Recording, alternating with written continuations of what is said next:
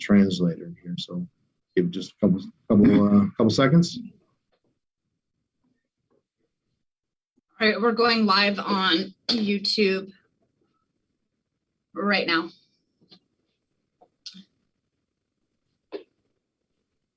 Okay, ma'am, go ahead and make your announcement. Hola, buenas noches. A los que deseen escuchar esta reunión en español, tienen la opción de hacerlo seleccionando un globo que dice interpretación y ahí seleccionan español si así lo necesitan. Y si están en un teléfono celular, hay 3 puntitos en la parte de abajo que también pueden seleccionar el idioma. Thank you for everyone that is interpreting in Spanish. You have the option to do that, selecting interpreting. And if you're on your phone, you can have the 3 little dots underneath on the screen, and then you can select the language of preference. Thank you, Patrick. Well, thank you. We're going to start with the Pledge of Allegiance. So if everyone could turn to the right or look at the flag if you have one available. I pledge allegiance to the flag of the United States of America and to the republic for which it stands, one nation, under God, indivisible, with liberty and justice for all. Before a couple of the quick announcements, before we get to the approval of the agenda, Trustee Lewis is absent this evening. She is out of the country, so she is unable to attend. And I also wanted to make a sad announcement that today we learned of the passing of former board member and former board president Ted Walker, who passed away here, I believe, was it today, Mia? He passed away today. So it sad news. It was over the weekend, but we just got the notice. Okay. Sad news to hear. You know, Ted served on the board twice in 2 different stints, and also had a stint of as the president, as I mentioned. So sad news. Please keep his family in your thoughts and prayers. And I'm really going to miss Ted. I actually had a lot of great conversations with Ted when I thought about joining the board. He always kind of had some good anecdotes for me. So just wanted to make that, you know, honor him real quick and make that announcement that he had in fact passed away. With that, we're going to move right to section G. Approval of the agenda, but we do need to make an amendment to the agenda. So can I have a motion to amend the agenda, please? I move that we move the agenda, amend the agenda and move action on items heard in closed session up to right after I make this motion. Okay, do I have a second? I'll second. Thank you, Julie. Any discussion? Okay, we're going to go ahead and vote. Roll call vote. Trustee Fernandez? Aye. Trustee Aiello? Aye. Trustee Noe? Aye. Trustee Perez? Aye. I remembered you this time. And Trustee Nagel? Aye. Motion carries. So we're going to go ahead and report out items held in closed session. Julie, can you cover the first item? Yes, I, Julie Aiello, move to approve the recommendation of the administration in student discipline case number 4/2122. Second. Okay, we're going to do a vote. See, Trustee Aiello? Aye. Trustee Noe? Aye. Trustee Fernandez? Aye. Trustee Nagel? Aye. Can't let you vote on this one, Dylan, sorry. That motion carries 4-0, 1 trustee absent. Back to you, Julie. I, Trustee Aiello, move to approve the recommendation of the administration in student discipline case number 5/2122.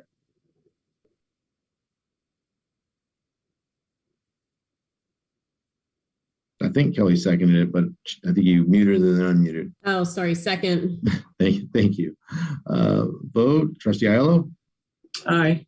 Trustee Noe? Aye. Trustee Fernandez? Aye. Trustee Nagel? Aye. Motion carries 4-0, 1 absent. Back to you, Julie. I, Trustee Aiello, move to approve the recommendation of the administration and student discipline case number 6/2122. Second. Thank you, Kelly. Roll call vote. Trustee Aiello. Aye. Trustee Noe. Aye. Trustee Fernandez. Aye. Trustee Nagel, aye. Motion carries 4-0, 1 absent. We have one other item that was decided in closed session, and I will read it as follows. The Board of Education has taken in closed session by a unanimous vote of all present trustees to exercise its option to buy out its contract with Superintendent Tony Beal, who the board has placed on administrative leave effective immediately. We did not make this decision lightly, and we believe that this leadership change will help us create the climate necessary to end disruptive and divisive activities that are inhibiting our school community from coming together and moving forward with a shared commitment and focus to serve students. To that end, we are taking a two-step approach to address this leadership transition. First, we are bringing retired Superintendent Dr. Donald Evans into the district to serve as a short-term interim. He will help maintain operations while we move to secure a long-term interim who we would like to have in place to see us through at least the remainder of the school year. This will allow us to concentrate on dealing with the controversies that are challenging our district essentially to right the ship while the board initiates a search process that will help us identify the next superintendent for our district. Okay, we will now go to Section H, input from the public regarding items not on the open session agenda. This is your opportunity in the public. If you have something that you would like to bring forward that is not already on the agenda, please raise your hand and Jenny can put you in the queue to speak. This is in lieu of a speaker card.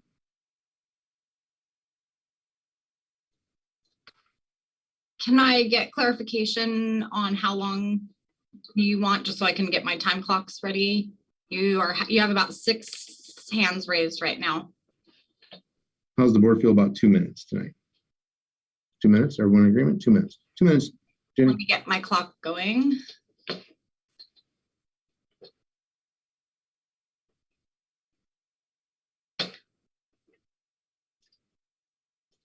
Scans.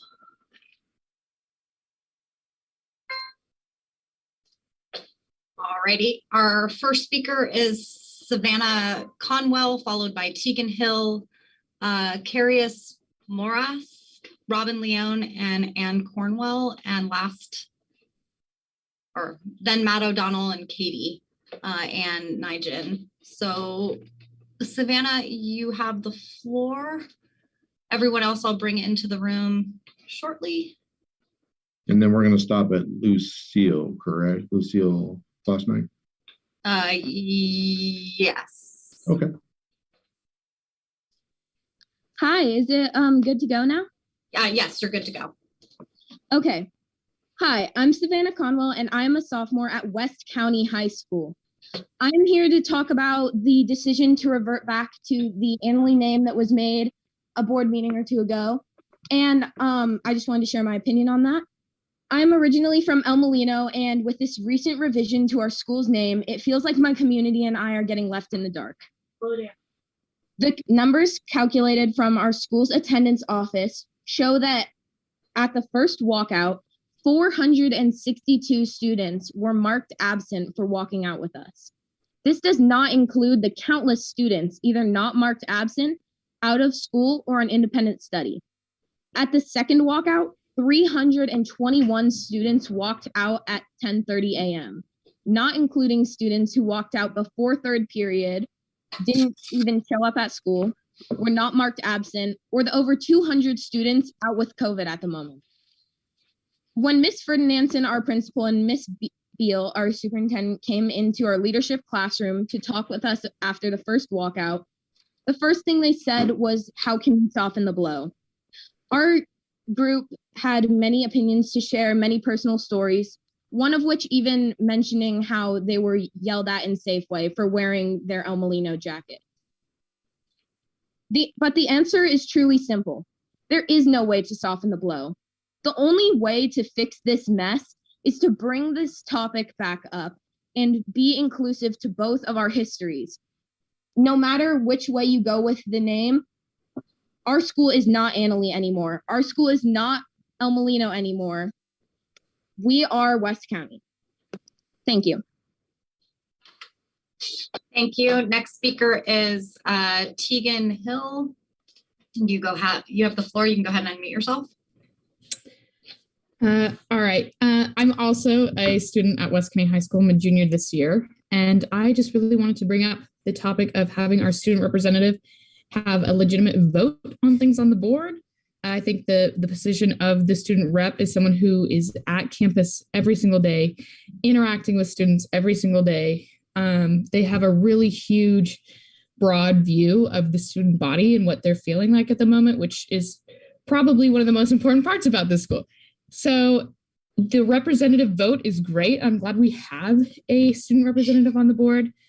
It's a huge step and it's amazing, but I think if we had a more legitimate vote for the student representative, we could have a more accurate vote amongst the board for things that directly affect the students, like the name change, and allowing the student representative to have a legitimate vote in the future could ease tensions between the board and the students just a little bit. Thank you, guys.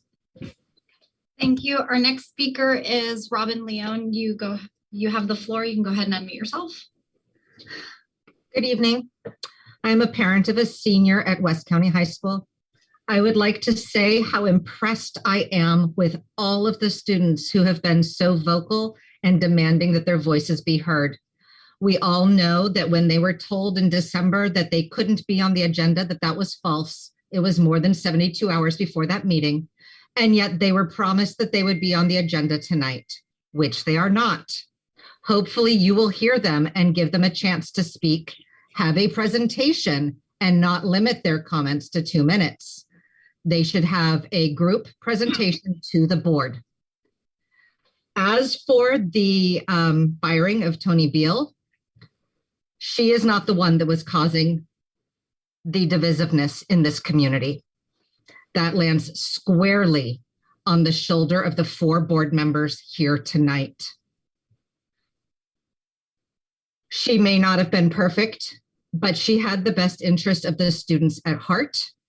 And just because you all are caving to the pressures placed on you by a very vocal, very rich community, and once again, your disenfranchised students down the rail, is not a reason for you to blame her for this divisiveness.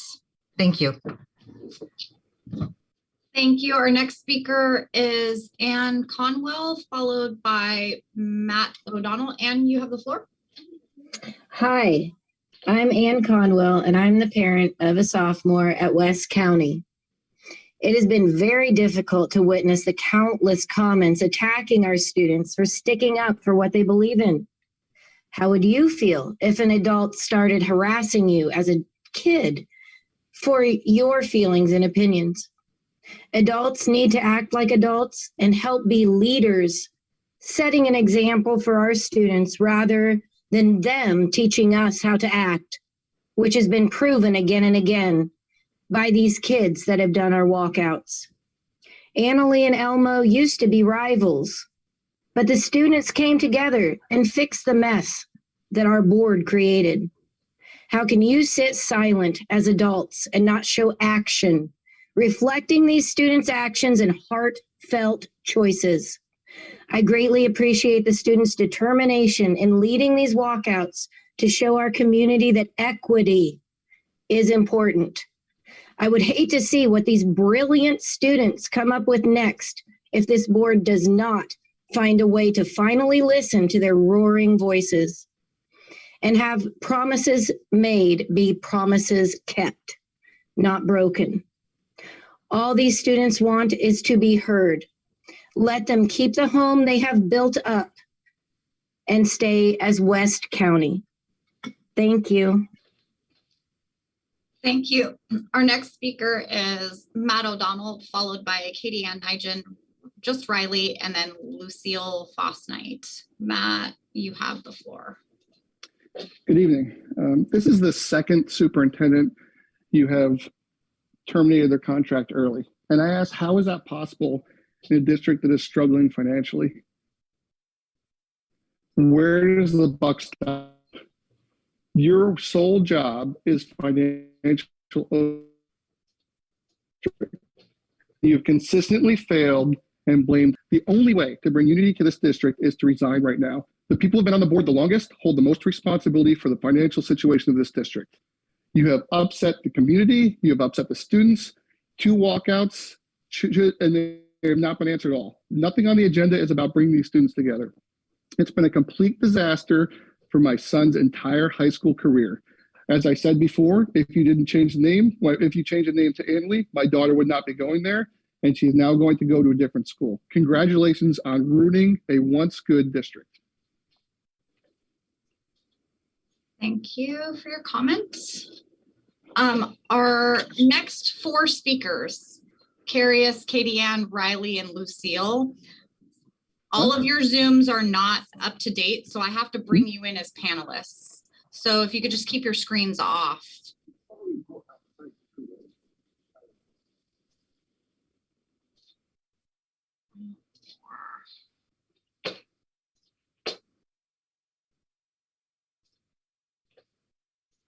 Just takes a little second longer to promote you to a panelist.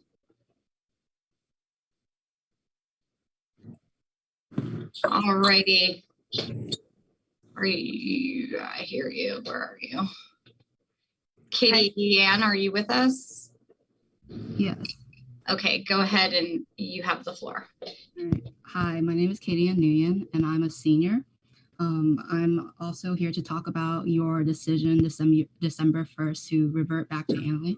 Ever since that decision on the December 1st board meeting, there have been wide protests. You have heard of the school walkouts that took place that day and just last Friday. You have heard us. You have seen us out there walking, and yet you still refuse to listen to our voices. You still refuse to acknowledge the community we have built here. You still refuse to see the spirit there, the red, blue, white shirts that everyone wears. You still refuse to listen to all that we have done and said. You still refuse to acknowledge the students' lives that you are impacting. Our voices, they deserve to be heard. We go to that school every single day. We walk through that hallway every single day. We know what is happening at our campus every single day.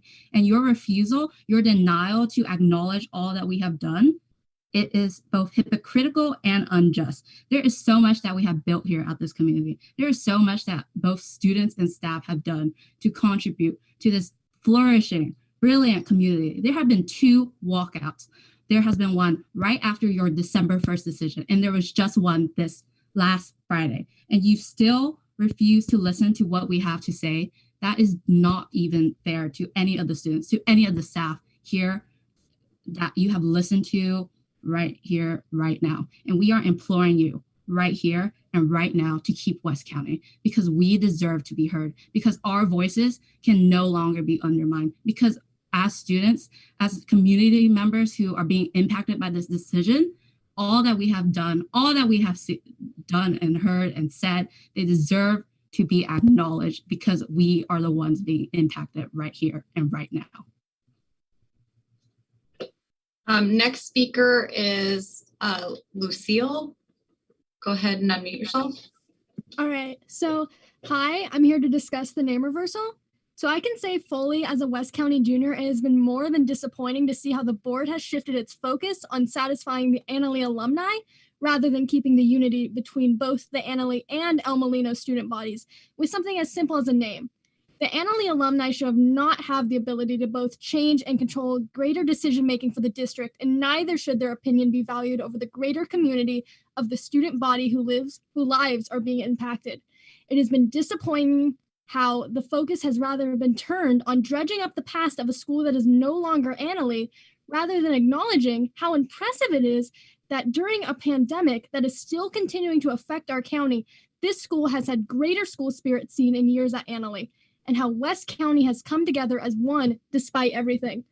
More attendance at games and dances, more dressing up during spirit days, and more pride and more of everything. The leadership class this school year has put an amazing effort, more than expected from any high school class, to bring together the past Elmo and Annalee student base. Student and staff have put in the time and effort to reconcile, and for people who no one has seen visit the school until called out recently to repeal what has been done and put those efforts in the trash is just unfair and authoritative.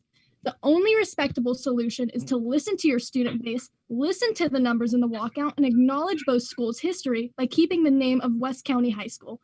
Thank you. Thank you. Our next speaker is Kass. Sorry if I mispronounced your name. Hi, my name is Kass Morash, and I'm a sophomore at West County. Like so many others tonight, I ask that you re-agendize rebranding and vote to keep West County. Previously, I came from Emelino, and throughout these months as a consolidated school, I haven't once been made to feel unwelcome by students who came from Annalee. Instead, it was community members and this board that took every opportunity to let me know that I and fellow students from Emelino are unwanted. If that attitude of unwelcomeness is what is fostered at Annalee, it's best that we leave it in the past. You led us to believe that you cared enough about Emelino's underrepresented student body to change the name of this school. You made us a promise, but you broke it. We are giving you the opportunity to keep your word and represent the real student body of West County, rather than community members who believe their voices are more important than ours. In every act of protest in favor of the name West County, we have been organized and mature. Please, honor our actions over the immaturity of alumni and other community members that you have previously rewarded. High school is a critical time for us. It is in high school that we decide who we are going to be for the rest of our lives. At this crucial moment in our development, do you really want to tell us that our voices don't matter? Do you want to tell the students who will lead this country not to speak up for what we believe in because nobody will listen? Please listen now, so we will continue to speak for what is fair, inclusive, and equitable in the future. Thank you. Thank you. Our last speaker is Riley. You can go ahead and unmute yourself. Hi, my name is Riley Humble, and I'm a student at West County High School. I'm here to discuss the reversion of the name. I came from Emelino, but the spirit at West County High School is more than both schools have seen. When you pulled back your promise, we became angered and we walked out to show our love for the West County community. A community that we created when you neglected to acknowledge the issue of the name change. A community with high spirits at games and spirit days and even dances and every type of event that we've put on. And now that you wish to change it back to Annalee, we've decided that we have outgrown both names. I know that most people that I have talked to wouldn't want to go back to Emelino or Annalee. We love the community that we have created here. And I'm certain that you wouldn't want to go back to your middle school self, because that feels like what we're doing. I ask you to please reconsider your vote. And I ask you to give us what you promised, a new name and a combined history and even a new spirit. And I asked that you can help us keep West County. Thank you. Thank you. Patrick, we have one more hand up. Did you want to take that or? Yes, go ahead and take it. Last speaker is Hannah Berkheimer. Go ahead and unmute yourself. Hi, I'm Hannah Berkheimer, and I'm a former Emelino student, but now I consider myself a West County student. I'm here to talk about the board's role representing the community. By that, I mean both the wider West County community and the actual student body.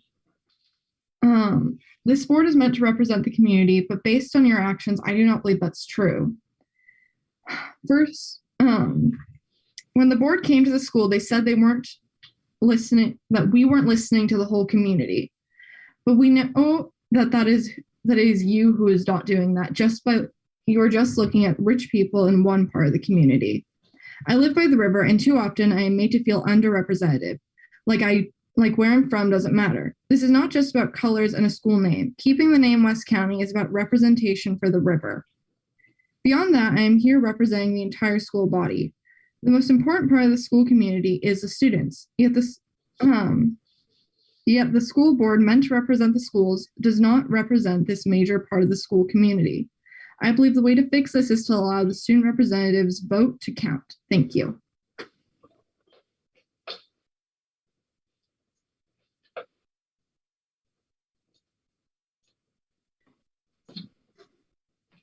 Okay. I just want to address something that came up twice in the comments, and that is I would love for our student representative Dylan's vote to count. However, EdCode doesn't allow me to do that. So it has nothing to do with Dylan or the fact that he's a student. It has everything to do with the way the code is written. So I apologize, but there's not a whole lot we can do about that. Just wanted to address that real quick. Going to move on to item I on our calendar tonight, and that is the consent calendar. Can I get a motion to approve the consent calendar, please? I move we approve the consent calendar. Thank you, Jeannie. I'll second. Thank you, Julie. Roll call vote. Patrick, can I make a comment first? Yes, ma'am. So I just wanted to make a note that I'm hopeful in the future that under items like item number 3, contracts, where there's a contract in there for a vendor called On the Margin, and our public, our community, unless they read that, would have no idea that that's even in there. And that's the kind of things that I want to celebrate, those kinds of special things that we're doing. And so I would like in the future that when those sorts of things come up, that we actually have an opportunity to hear a report on that. And then it's not that it can't be in the consent calendar or not that it can't be in the contracts, but I think we need to be able to have a little more dialogue about those sorts of things.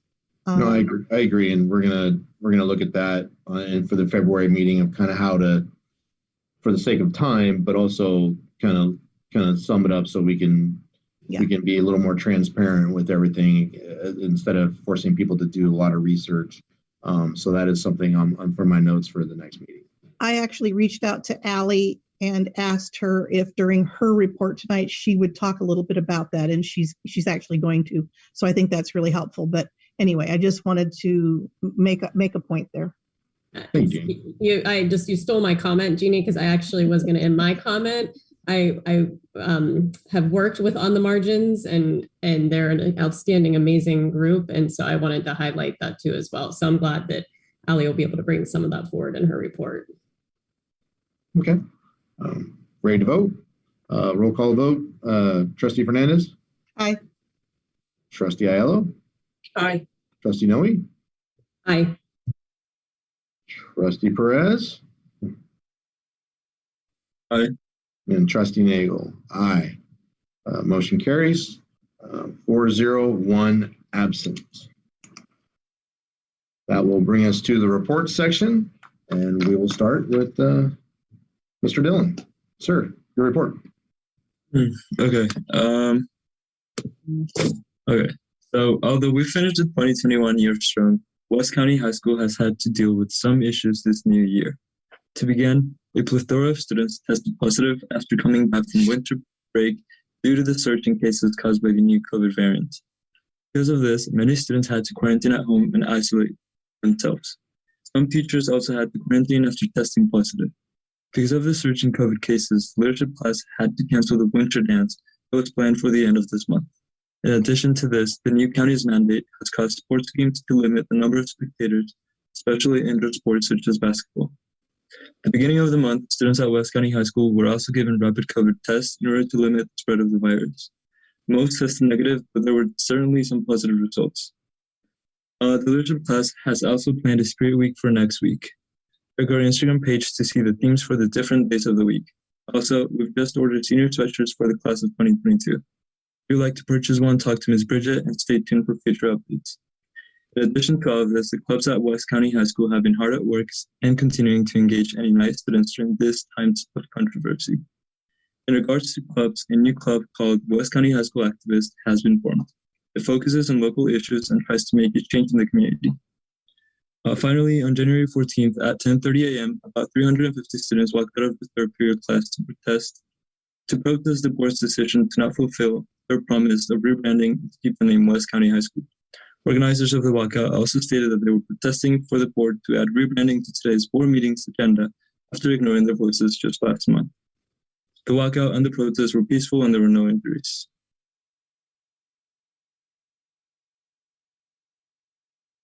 Thank you, Dylan. Go to the association reports. Jenny, who here do we have to report out for the associations? Oh, Julie and Ann, looks like. No, Julie might be here for. Julie, are you here for the CSEA report? You can go ahead and unmute. Yes, I am. Am I going first? Yeah, sorry. You were the first person I saw. Nope, no problem. I was trying to plug in my headset so it would be clear, but it's not working tonight. Hi, I'm Julie McClelland. I'm speaking for the CSEA classified members. I have permission or the thumbs up from our president, Paul Pomposo, to read a statement tonight. Classified staff are busy with tasks to keep both themselves and other staff members and students safe on campus in the midst of the COVID surge. We continue to look forward to the wage comparison study moving ahead and being implemented in our district. That's kind of at we're moving forward, but we're looking forward to that being completed. And then classified staff participated in the recent staff survey regarding rebranding. We support different viewpoints and hope that the board will take the staff results into consideration in their decision-making process moving forward. Thank you. Thank you, Julie. And Brian Miller is for the teachers union. Yeah, hi, my name is Brian Miller and I'm a math teacher at West County High.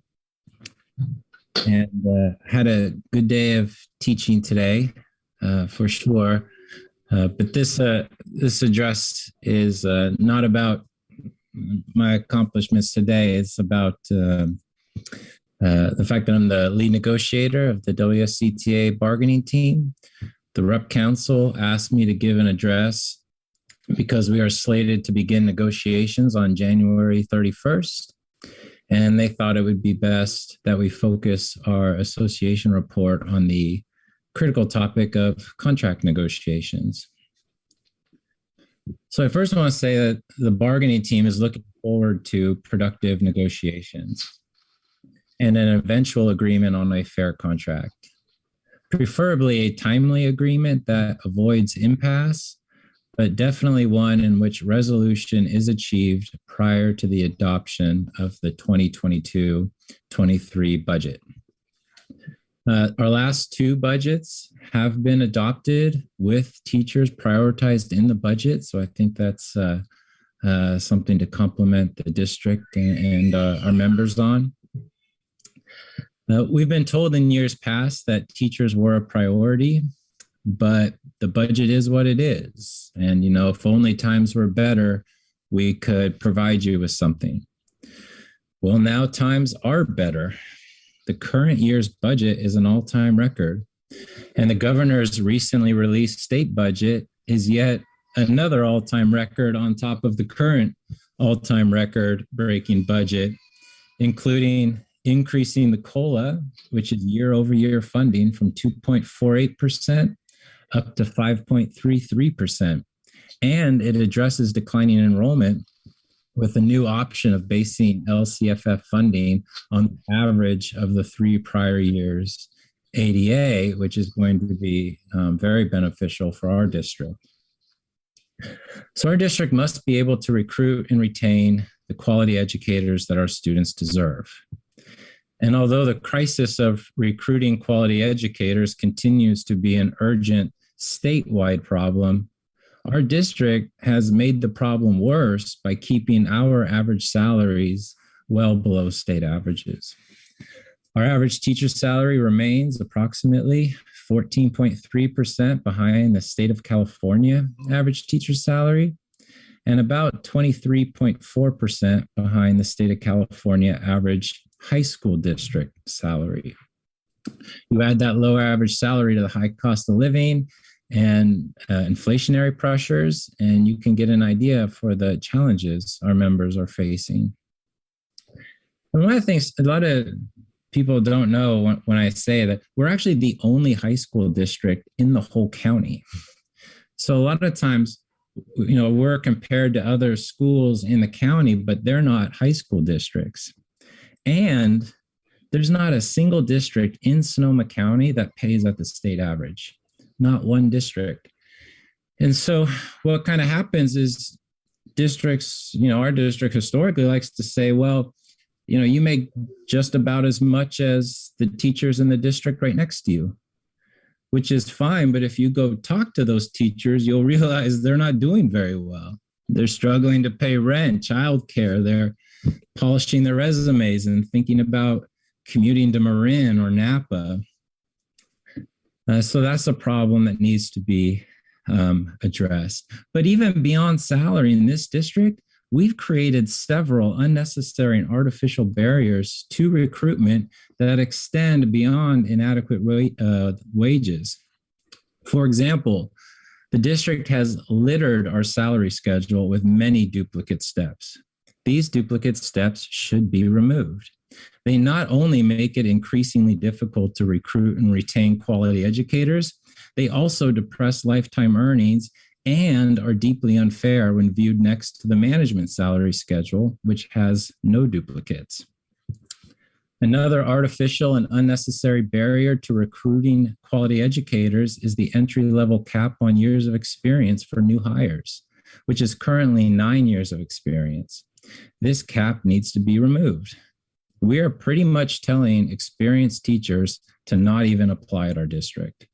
The reality is, at this moment, a huge portion of the teacher jobs in the county are not capped. Santa Rosa, SCO, Gravenstein, Healdsburg, Old Adobe, Sonoma Valley, Windsor, Wilmar. These are almost all the big districts in the county. If our district insists on continuing to keep the cap, it will almost certainly get teachers who have been turned down at these other districts. And these issues I'm raising are a direct connection to student achievement, as retention and recruitment of quality educators is key. School Services of California recently put out a report regarding special education, which said, and I quote, students with disabilities who are taught by educators with more experience and specifically with longer tenure had better academic outcomes and higher graduation rates. So fundamentally, our position is pretty simple. Let's focus our efforts on recruiting and retaining the best educators for our students, and let's use the flexibility provided by an all-time high state budget to give our members the raise they need. Thank you for your time. Thank you, Brian. That'll bring us to principal reports. Who should I go with first? Looks like Allie has her hand up. Let's start with the floor. I'm sorry? I just I allowed Allie to talk. Oh, my bad. Yes, Allie, go ahead. It's okay. Hi. Thank you for bringing me in. I appreciate that. I'm sorry if you hear my children in the background. So I'll start with on the margins because Jeannie brought it up and Kelly said that she's worked with them as well. And I have to say, this is thanks to the work of Bobby Rose. Bobby, if you don't know, is hired as our outreach therapist this year, and you'll hear more from her later tonight. One thing Bobby has noticed in her work as she is filling a different role for us, she's really acting as a restorative therapist, and you're going to also hear more about that tonight as well. What Bobby is getting from her feedback from the kids is that we are an extremely diverse population that doesn't always treat each other with the kindness and empathy that our kids and our community deserves. And so she worked with a whole bunch of different people through our Rooster Fellowship, and she applied for a grant through the Rooster Fellowship to get this funded. So we are partnering with the GRACE program at Pioneer, which is also an alternative education site. And we are doing 4 trainings fully funded through our work with the Rooster so that we can support each other and our staff in being equitable. And then the term is wedge and spread. So we learn the tools and then we spread them to the kids to make sure that our kids feel that we are an equitable school. So thank you, Jeannie, for asking, and thank you, Kelly, for acknowledging that it's a great program. Like Dylan said, we have lots of COVID going on. We've been pretty significantly impacted, and we're doing a lot of testing. Big huge thanks to Jenny for getting us lots of COVID tests. But for the first few days, we were probably testing between, 20 to 30 students and faculty members for us and for the consortium on a daily basis. So it's been very chaotic, but things seem to be coming back and going a little bit better. We are excited to announce that we are officially entering into a further partnership with the West County Health Services with the teen clinic. We are offering some primary care to our students twice a week, Tuesdays and Fridays, so that students who come to school who need a higher level of health support can get that on campus with us. Right before winter break, for instance, we had a student who needed stitches in her foot and couldn't get it because she doesn't live with a custodial parent. And we were able to get her supported and seen through our partnership with the teen clinic. So we're really thankful for that. I want to also thank everyone for generous donations to our Adopt a Rhino program, which we did right before Christmas. Every single one of our students went away with a holiday stocking full of treats and whatnot, as well as a gift card to either Safeway or Target. So thank you so much for so many community members who supported that. Also wanted to thank the various staff members, board members, and community members who came out to our holiday dinner, and a big, huge thanks to Lori Horner, who I know is listening to this meeting.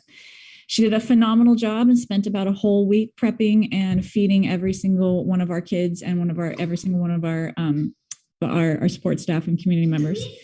We also were lucky enough to have Jack, who is our campus supervisor, taught all the kids how to bake pies and bake cookies. And then we spent that day decorating cookies. He also taught them how to play guitar, and they were playing guitar all day. It was a pretty phenomenal day. The last thing I want to announce is that on Thursday, January 27th, we are partnering with an organization again through a grant through Sonoma County Office of Education for a program called Roots to Rise, which is a social emotional learning program that teaches kids and family members and whoever else, and I'm sorry, I have a 5-year-old whispering in my ear, how to self-regulate their emotions. And so we are partnering with them. They're doing a presentation to anybody and everybody. I will send something out on Parent Square probably tomorrow morning. And I believe, one last thing. I do also you're going to hear more about this with our therapist speaking, but right now we're actually have 0 suspensions. We've had 0 fights.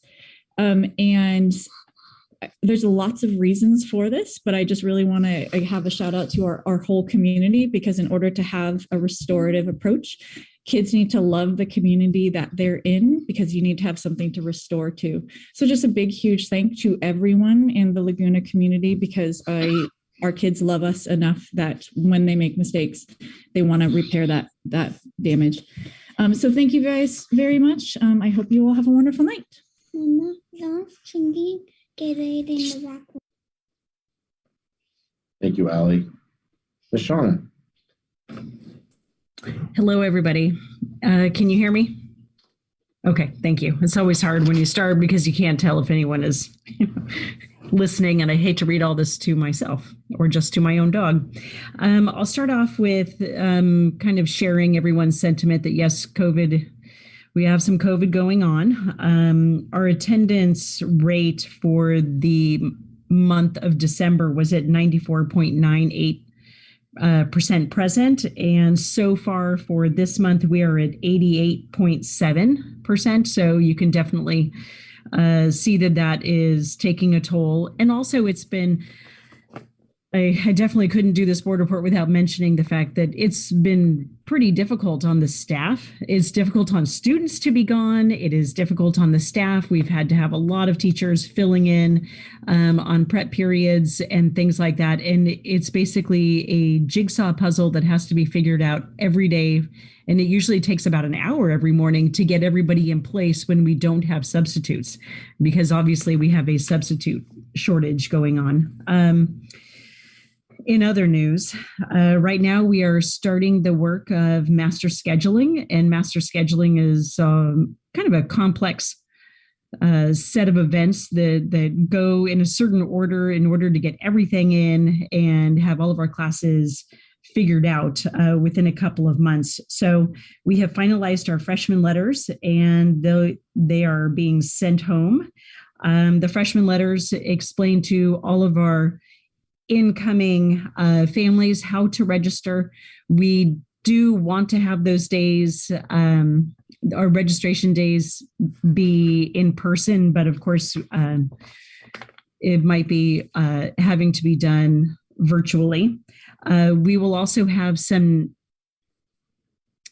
tech support that will be available for any of our families that are struggling with how to set up and how to get an Aries portal and that sort of thing. So our master scheduling team has done an amazing job just figuring out all of the details that are attached to that. Tonight, you'll be hearing from a teacher. She is presenting some new courses, and we're very excited about those. And you'll be able to see just kind of our trajectory and where we are headed through our new school model grant. We have finalized our updated curriculum guide, and the newest version will be posted on our website by the end of the week. And that's been a tremendous amount of work for all involved. And so congratulations to our department chairs and Sharon Hellengren, our counseling secretary, and everyone for putting that together. It's quite a lot of work. Our debate team participated in a national tournament last weekend. Varsity parliamentary style debaters Max Creighton and Dylan Miller made it well beyond the elimination rounds, and they beat out teams as far away as New Jersey in the Martin Luther King tournament last weekend, which I think is great. Joey Sinigiani and Max Creighton also competed in the Martin Luther King contest, and they did a great job. And we have Hunter Valencia and Maddie Christensen took 6th place, shutting out more than 20 teams. So well done. I would say we have some phenomenal arguers at West County High School, and we love that. All of our academic support classes have been doing some assessments to kind of gauge learning loss. And I think that that's been a very successful program. We're using exact path assessments to gauge. And many of the students have found that their results are interesting, and it's also been really beneficial for them to see their own results. And I think that that's an important step. And so that's happening right now. Our dance program is getting ready for a second show in March, which we're all looking forward to. The Fine Arts Department had a virtual showcase on Zoom last Friday in order to kind of showcase all of the different programs that they offer. And I think that was a great idea. We have another spring musical. Well, we have a spring musical coming, and it's going to be Little Shop of Horrors, and that will open in April. As far as athletics goes, all of our winter athletic teams have hit the midpoint in their league season, and they are in good shape to continue their season on into postseason. Our girls basketball team, their record is 14-3 and is currently ranked 2nd in the North Coast section. Our boys basketball team is currently 10-6 overall and are undefeated in league play thus far. Both of our soccer teams, despite a number of cancellations, are coming together right now. Our girls team is ranked number 7 in NCS with a record of 3-3-1, and our boys team has a record of 6-0-1, and they sit at 2nd place in the North Coast sections. Our small but mighty wrestling team has their senior awards night or their senior night tonight in the West County Gym. And we look forward to seeing our 5 senior wrestlers compete in their last home match. And back in December, our cheer team placed second in their division in the regional cheer competition in San Francisco. So well done, athletes. College and career, we have over 100 seniors have applied for local scholarships. We have college acceptances coming in from Sonoma State, Humboldt, Washington State, Portland University, Arizona State, Boston University, Stanford, Chico, CSU San Francisco, CSU East Bay, Chapman, and many other places. So I could have kept going, but I'm trying to pare that down a little bit. And that, I think that about covers it. I'm sure I've left out something important, but we'll go with that. Thank you, Shauna. Thank you. We will now move to board reports. Let's start with Julie this evening. Well, I want to just thank both sites for all they're doing to handle the surge in COVID cases. I've been on both sites, and it can be a little crazy to cover all those positions they need to cover.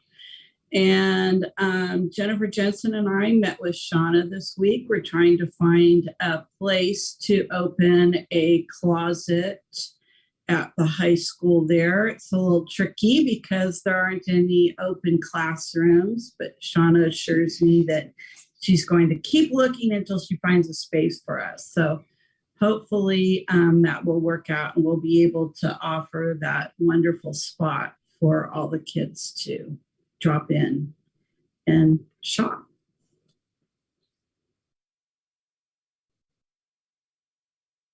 Thank you, Julie. Jeannie?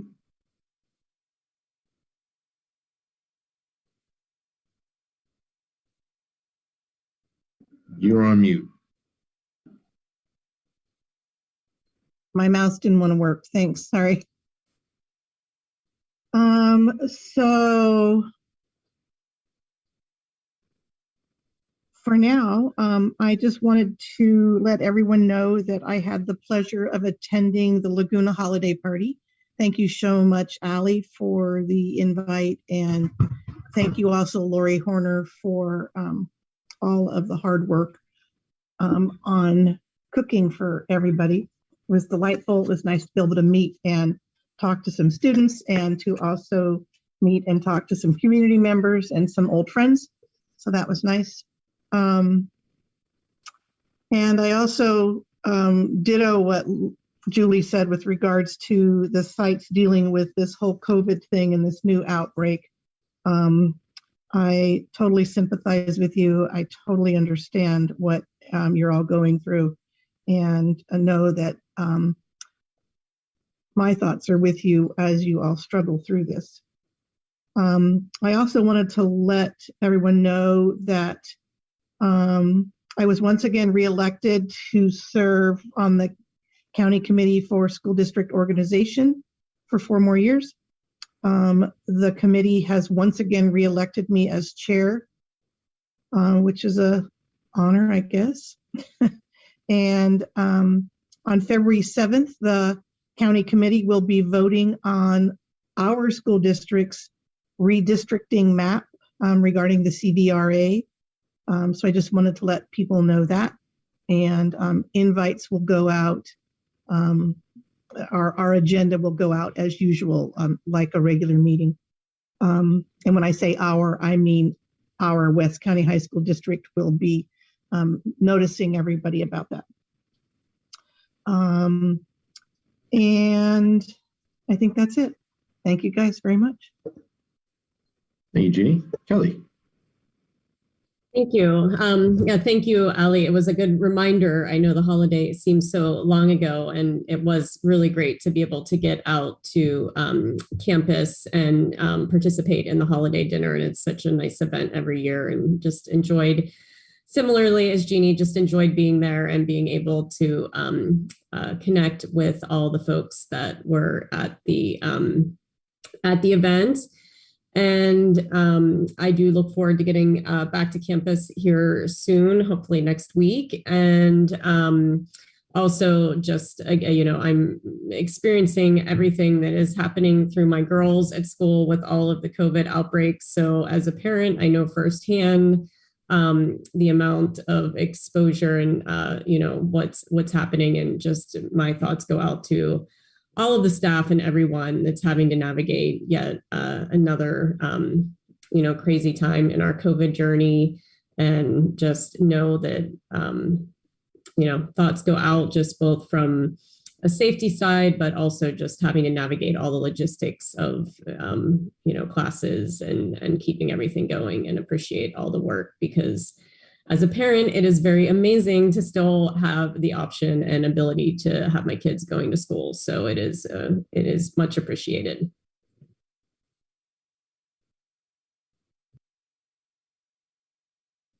Thank you.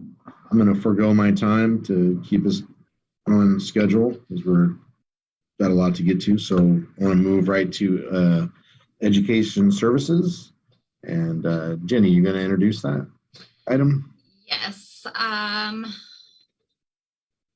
We have our first presentation is on the mental health services. So Laura, could you go ahead and raise your hand? And I don't know who else is, there you are. Thank you for all the people who are raising their hands. I'm promoting you all to panelists. It's Matt Shubin and Bobby Rose and I. Yeah, Matt should be coming in. Hi, everybody. Good evening. Right now, there we go. And let me get your presentation up and ready.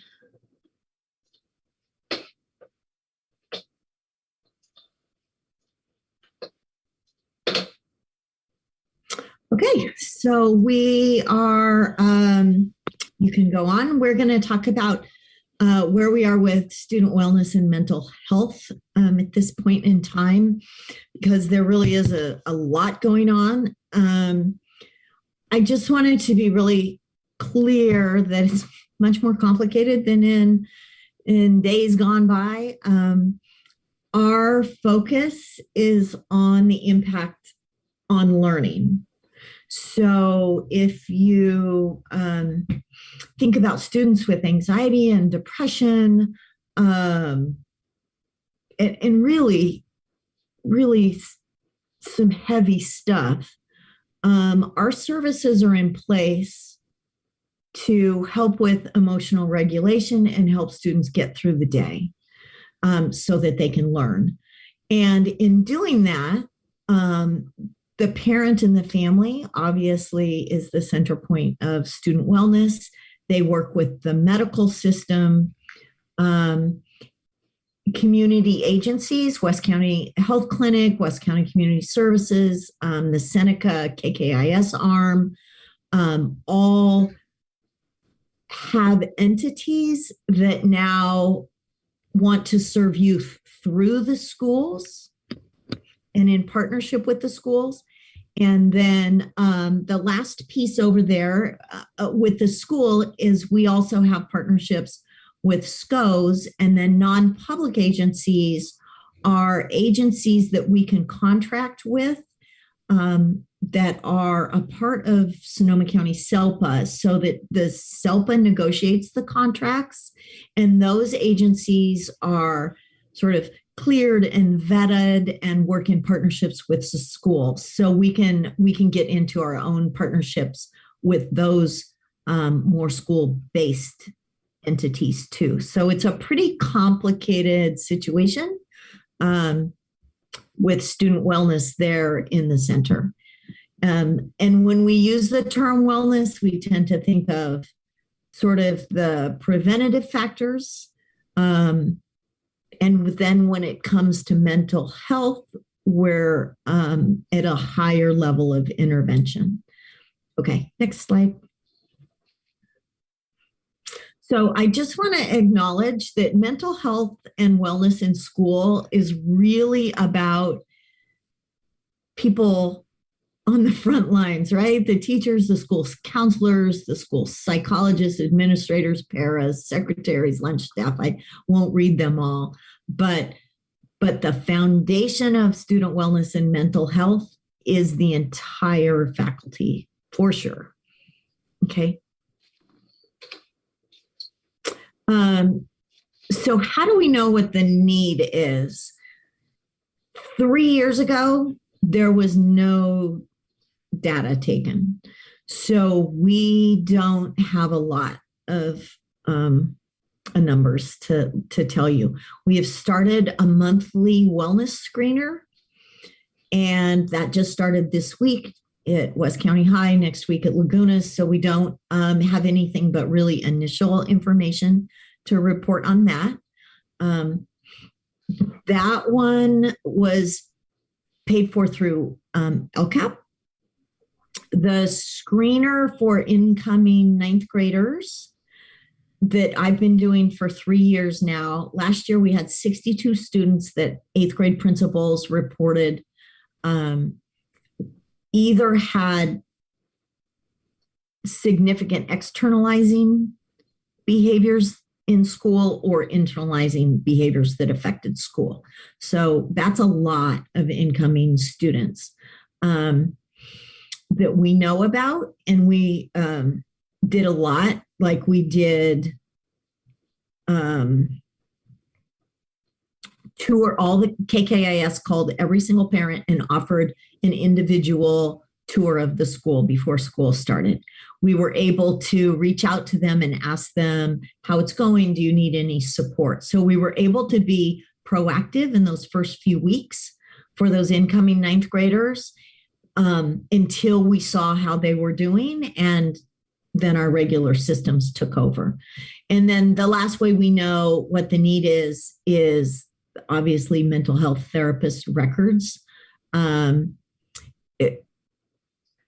This year alone, we've offered 438 students help and actually have gone through to serve 334. So that's a ton of students.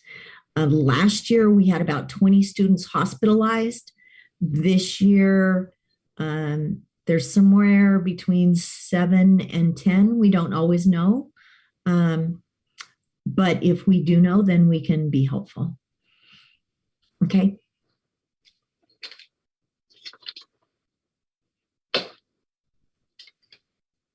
So we offer individual counseling, group counseling, crisis counseling. Students drop in a lot. If they're not able to get through the day, they need a little break. They need to speak to a therapist, and then they're able almost always to get back to class. We offer restorative therapy in the form of conflict resolution. If two people are having a conflict, especially with youth, that can stand in the way of the ability to learn and stay focused in class. We have the wellness class that we started last year. That has a waiting list. We were able to fill a few more spots at the semester. It's going really, really well. And those students that we would have predicted perhaps would have some attendance issues are able to get to school, get centered, and head on to the rest of the day. So I'm really pleased with how the wellness class is going. We do have a system for outside referrals. So if in fact something is long-term or needs a different kind of support, then we are able to use Care Solace to have the Care Solace entity work with families and make appointments for family therapy, student therapy. If it goes beyond kind of the scope, that's our ability to help kids learn. We have support for school day online appointments. Right now, for example, Kaiser has a lot of their groups that are online. And the good news is students don't have to take half a day and go to a Kaiser appointment, for example. But that said, we will find them a space that they can have their appointment quietly from school with confidentiality and then get back to class. And the last thing that we do consistently are reentry meetings for safety and support after a student is hospitalized. So the reentry meetings allow us to make sort of short-term plans and get students who have significant mental health needs back into the community in a way that works for them and is safe. And we, the school, know what to do and how to be responsive. And then our systems can go into place for longer term supports. Okay, Matt. Okay, great. Thanks, Laura. Also want to say thank you to the board for all the hard work you guys do and for having us on today to talk about our amazing program. We have an amazing outreach team at West County High School. We have 2 fully licensed MFTs, myself and Rosanna Fikes, and we have 3 associate MFTs. Our purpose is to provide social and emotional support for students struggling with mental health concerns to get through the school day and be successful at school. However, we do so much more than that as well. Compared to in the past, our numbers and referrals are way, way up. We have seen and provided services to twice as many students in the first semester as we have in the past few years. And this is some data from even before COVID. We are seeing more mental health concerns related to anxiety and depression than in previous school years. As we return to in-person school, we've seen students experience severe anxiety that's impacting their ability to access their education and be successful at school. You throw in the lockdowns that we've had, issues with consolidation and COVID spikes, and we're seeing students struggling more than ever. And based on the social need for mental health services, there's a limit, and there's limited services available in the community through Kaiser and other sources. And I've heard from many parents that it's increasingly difficult to find therapeutic services for their student or family, which makes the services we provide in our district even more invaluable during these challenging times. During this first semester at West County High School, we've received 330 referrals for students, and we've offered services to each of them. And we have provided ongoing support for 300 of those students. And we currently have an active caseload between the 5 outreach therapists of 160 students that are receiving services, with at least 8 on the wait list and more coming every day.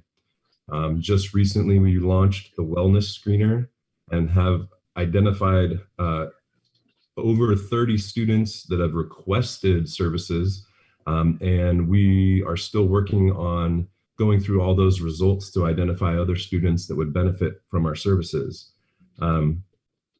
We provide individual counseling. Our framework is about 6 to 8 weeks with each student. And at that time, we determine if we can get them in touch with community resources or other group therapy or other supports for the family, and or try to provide students that are higher need and have limited access to community services with ongoing support. We also provide family counseling with parents as needed. We do group counseling with students, and we have some groups identified there. In the second semester, we're going to be expanding our group counseling services. We also provide crisis counseling services for students. We have multiple drop-ins per day. We also deal with students that are struggling with their social emotional well-being at school, their safety, and we get in touch with parents and other resources to make sure that they are safe and able to return home and return to school with support. We are doing the wellness class curriculum as well. Oh, sorry. We're doing the wellness class curriculum that Laura mentioned as well. And so the number of students that we have served so far in this semester adds up to roughly 25% of our student population that we have offered and provided services to. And we're only halfway through this year. For comparison, in the past, we've provided services to approximately 20% of the student population over an entire year.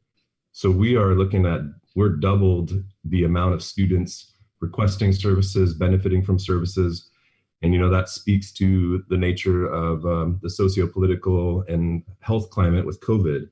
The last thing I was going to say as well is, the last normal school year that our seniors have had was their freshman year. Since then, each of their school years has been interrupted in one way or another by COVID, distance learning, consolidation, COVID spikes. And the last year our freshman students had, that was a normal school year, was their 6th grade. So we have a number of students that have been struggling for many years, or that have been going through struggles for many years. And now they return to this new normal at school, where the high schools have been consolidated. There's a large number of students on one campus. Rival students are coming together to work towards building this community. And, this is a extremely critical time in their lives. The development and maturity that happens during the high school years is formative for the future. And we're happy to provide our students in the district with this social, emotional support and mental health services as they progress from adolescence into adulthood. And I just want to commend our district for putting such a emphasis and value on supporting our students overall, not just with education, but their overall well-being. So that's a little bit about our services that we provide at West County. And thank you very much for the board for all the work you do. And thank you to all the parents doing a great job taking care of your students in this tough times. Thank you. Okay, Bobby. Hi, everybody. I'm here to share the Laguna side of the district. So this year we have, it's a little bit weird looking because the next slide is about independent studies. So that's why it says 1.5 MFTs. So myself and Catherine Fisher are the MFTs, the licensed MFTs. And I put myself as the 1 there, but I also do restorative. So I do, my job is kind of mixed. And Catherine is the 0.5 because she is split between doing therapeutic services and then also doing independent study services. The 0.5 LCSW is Chris Van Stone, and she does about half therapeutic services, resource services, and then the other half is independent study students as well. So for the therapist piece of it, we have 91 students at Laguna, around that now, and we offer services to any student who needs it. So we consider our population to be the whole school since we have such a small student population. So individual counseling, between Chris, Catherine, and I, we have 77 students that we see regularly, that we serve regularly, which is the majority of the school, especially when you factor in attendance and COVID and the amount of students who are out. And then group counseling, we serve about 30 students. And the reason we have GSA, which is the Gender and Sexuality Alliance, which is usually a club, but we don't have the ASB clubs at Laguna. So GSA and leadership is really a space to be able to offer that kind of support and group support and belonging. So we put that in as a piece of our therapeutic services as well. And then Catherine is leading an anxiety and stress management group. And then crisis counseling, 77. That's reflected in the individual counseling and crisis counseling because the population that we serve tends to have very high needs. And that's why they're at the continuation high school. And for various reasons, dealing with high levels of mental illness excuse me, high levels of mental illness and also stress and around social anxiety and attending school. Partnership, we also partner with SCO therapists twice a week or 2 days a week. And I also do the restorative piece at our school, and I do a lot of the tier 1 kind of creating the culture at our school that really has that community feeling of solidarity and allows the students to have a sense of really belonging and feeling pride in the school that we have, especially through all of these transitions and challenges we've been facing. And then we have our advisory program, which is council, and we have that once a week. And council is a circle of sharing. It's a circle of being able to, we have different prompts every week, and we have, we help teach trauma-informed care, AKA helping students learn self-regulation. So every council begins with a meditation, a body scan, a centering of, so we're teaching those skills and then also helping develop community and deepen community so that every student feels like their voice is heard and is important, and they get to know teachers and the adults on campus in a deeper way. And we are also working with, this isn't on our list, but we're working with a SCO trauma-informed, she likes to say healing-centered, as a person-first kind of positive spin on trauma-informed. So she is our healing-centered consultant, and her name is Michelle Ballinger, and she's working with basically all of us, helping me learn some of the restorative skills and how to implement that at the school. She's also working with teachers. She's working with our principal, Allie. She's working with our school counselor. And because she's through SCO, we're able to have this consultation with her in really meaningful ways and just kind of really finding how to strengthen our services and how we approach the students from a very supportive way and a trauma-informed way. Okay, next slide, please. So this is our independent study. It has my name at the top, but that's just because I'm telling you about it, not because I actually do independent study this year. I did last year. So I definitely have a sense of the impact that we've had right now and how many students are on independent study.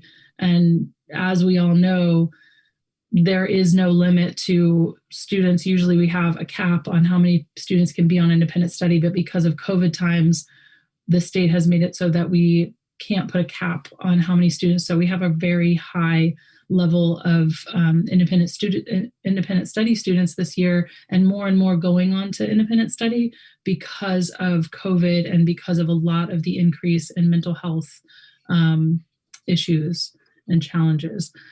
So the therapists, like I said before, Catherine, half of her time is independent study and half of Chris's time is independent study. They serve 35 students, and that fluctuates. Sometimes it's more than 35, sometimes it's a little less, and it just kind of fluctuates with how many students are actively showing up, and some of them transfer back in. So they do one-on-one individual counseling. They often are seeing them in person, which is really healthy for our independent study students because a lot of them are isolated and they're at home and they're not seeing their peers. They're not having contact. So actually some of the students that are served by Chris and Catherine have really high levels of social anxiety that has gotten so exacerbated, way exacerbated by COVID. And they actually get to come into campus and interact with other students. And Catherine and Chris will sometimes partner up so that they have other students in there, and it's really helping bring these students out of their shells, and it's actually increasing their mental health. And then they do group support, like I just said, and crisis counseling is available. So that's a key piece that we factored in and talked to Laura about in the past about, the level of mental health issues that are often the reason for these students not attending school in person, and how how great it is this year that we're able to have that crossover so that the people that are serving these students on independent study actually have mental health backgrounds. And that's been really powerful. One of the things that we were asked to speak to and Matt spoke to so eloquently is how is it different from times before COVID and before, before all of this quarantine kind of nightmare. And I made a little pros and cons list because I actually have seen some unexpected pros. And some of that is students really, like before it was kind of the norm to like gripe about school and school is so annoying and I wish I didn't have to go to school. And then school was taken away from them. And it really changed a lot of attitudes. Like they wanted to be at school. They were very excited to get back with their peers. They missed their teachers. They missed like everything about school. And I can't tell you how many students I have talked to who last year when we were in quarantine just were so excited to go back to school. They were very nervous. It felt very new. And, you know, that it was like they had lost some of their sense of regularity with it. But they were really excited to be back at school, and that has continued. I've seen a lot more positivity, a lot more wanting to be involved and attend school events. For example, the dance we were able to have, we had 900 students attend, which was amazing. And it just, you know, most of us who were there just like were crying because it was just so precious to see them have this time together and the enthusiasm there, and just the normalcy kind of returning to their lives a little bit. An appreciation for the high school experience. You know, a lot of our seniors that we worked with, I know Matt could speak to this as well. All of us could, I'm sure, but really the seniors being heartbroken that they missed out on their senior experiences and their senior year. So I've talked to many of the students now who were juniors last year who are having some of those senior experiences, and they're very grateful for them. And also viewing school as more of a privilege, you know, like something that they didn't know couldn't exist in their lives. And then they experienced it not existing in the way that they've known it. Also an increase in reaching out for support. Like as Matt stated, this increase in students wanting services and reaching out for services. And I think that is due in part to less of a stigmatization. Like mental health has been normalized in a way because of COVID and because of this unprecedented kind of crisis that we've all been going through on a global level. And it's talked about more often. It's been normalized in a way, which is really positive, even though it's hard. You know, it's definitely pushing the limits of what we have to offer, even with all of the things that we've put into place. We're stretched really thin. And there's that sense of like, okay, I have to find time, I have to find space to add more, you know, to see these students. And that comes to the cons, is that there really is a shortage in outside services available. And the services, the outside services often, what I continue to hear from the youth is that if they are able to even get through and connect with a therapist, they're seeing that therapist once a month, maybe. Sometimes not even that often. So the fact that they have access to us is really critical. I mean, usually in times past, we could refer them out pretty easily. Now it is really hard to find a therapist for anyone. Anybody who's gone through this journey knows that is real. And some of the other cons have already been pretty much covered: increase in social anxiety, increased fear of getting sick or losing loved ones due to contagion. A lot of our youth are holding so much on their shoulders because they're not generally impacted as much. Most of them are not afraid for themselves, but they've either lost loved ones or they're terrified of bringing that contagion home and hurting or, you know, leading to the death of a loved one. There's also an increased pessimism for the future. I mean, they are facing so many different, like between COVID and the fires and consolidation because of shrinking youth population in our county. I mean, there's a lot that they're trying to sort through and navigate. And, you know, a lot of them are having fear for the future. And that's real for this generation for sure. With the increase of anxiety also comes avoidance. So if you all are noticing a lot of the avoidance patterns in the youth, avoidance of social gatherings, avoidance of homework, avoidance of school, avoidance of talking about things. And that's very deeply connected to anxiety. We've seen an increase in suicidal ideation, not necessarily the act of trying, but the difficulty that young people are feeling with trying to navigate these times, and that increases the suicidal ideation, the thinking about not wanting to be here anymore. So I've definitely seen a big increase in that, and I'm curious, Matt, if you have had that same experience. So yeah, that's what I have to say about that. The last question that we had been asked to speak about was, has the consolidation impacted mental health?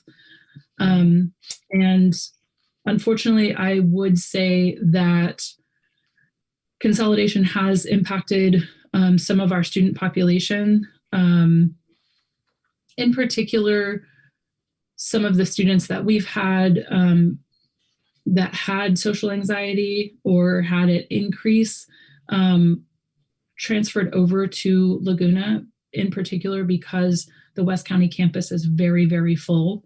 And like just some of the complications of like moving through to different classes and getting through the hallways and feeling the stress of, you know, the COVID times and various students feeling various ways and acting various ways with their masks, you know, whether their masks are down or, you know, their nose is hanging out or whatever, that the increased population on the Annalee or on the West County campus has had some impact on the mental health.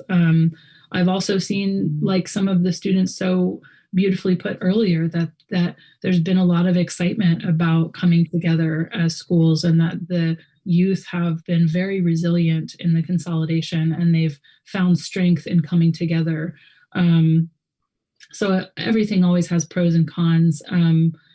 I know that there has been a piece, I think the biggest thing I've been hearing about the consolidation is how hard it's been for the El Molino students to lose their kind of history and their identity. And even though most of them have done a really valiant job, I just think it's important to speak to that, you know, that's deep. I think every one of us could relate to that. And it's not that, you know, it was anybody's choice to not care about El Molino or want that to shut down. I know I'm kind of opening a can of worms here, but just to be honest about the consolidation, like it has had an impact on just a sense of identity and belonging. And yeah, so that's what I have to say about that. That's it. That was a lot. Great. Thank you, Bobby. All right, next slide. So I'm super psyched about this. So the Sonoma County Office of Education picked our district to be a wellness center, to sort of be their model and get one started, because we had such a good foundation of a lot of stuff going on. There was a huge grant. So SCO has come in and we've started conversations about what that looks like and what resources they're bringing to the table to make a whole wellness center model complete and have us be a model. So I'm really excited about that. West County Community Services, we are meeting monthly, and they potentially have a new crisis counselor that they will have on our campuses to serve our district. And certainly the partnerships with West County Health Services that currently has the health educators, the Laguna Satellite Clinic in the mix, and peer health educators. That is expanding. There's just a lot of post-COVID grant money, and any mental health funding for youth these agencies want to put on our campuses. So there's a lot of potential there. Space, of course, is the problem, and we're working on that. Okay, next slide.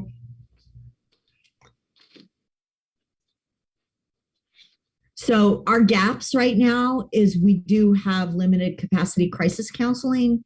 We have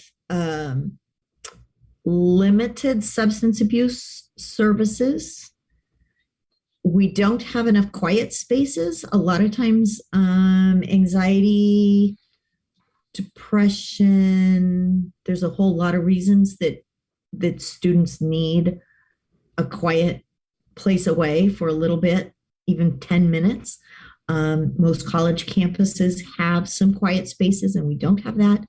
And as far as coordinated services, that's really a time issue that all these people, and currently with the grant money, say, oh, we'd like to do this and we'd like to do that.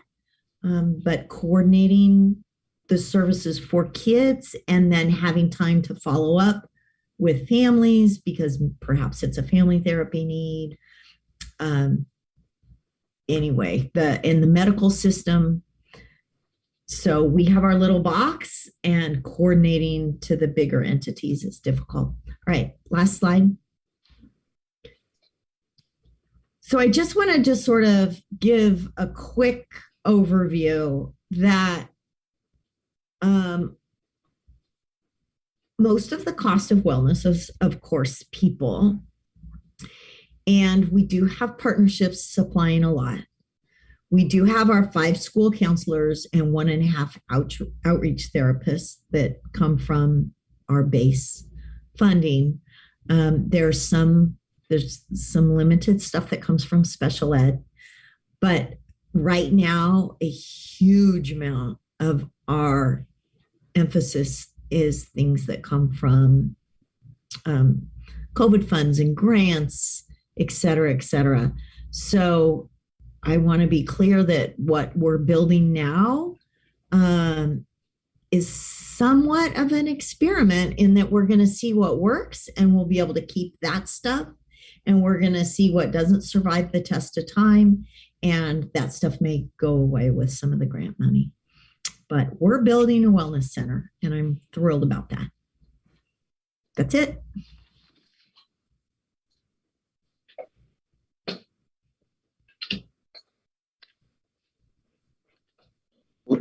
I thank you very much, team. I really appreciate the work you put into the presentation. We have questions from trustees to Laura and her staff. Yes, Julie.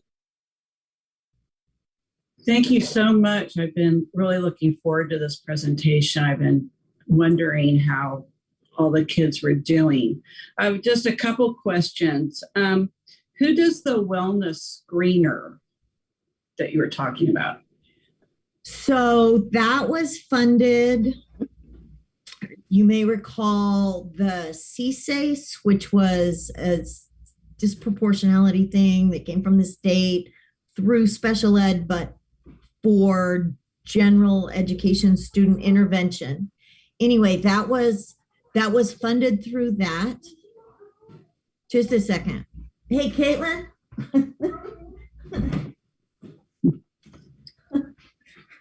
Sorry about that. Anyway, that was funded through that, through special ed funds that we were required to put towards something. And so we've just started that. We hired a company that is doing that screener once a month. So who gives it to the kids is what I mean. It's an app.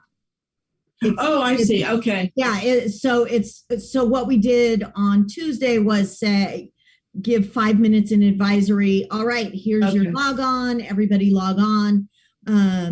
There were definitely glitches, and I'm working on the tech part.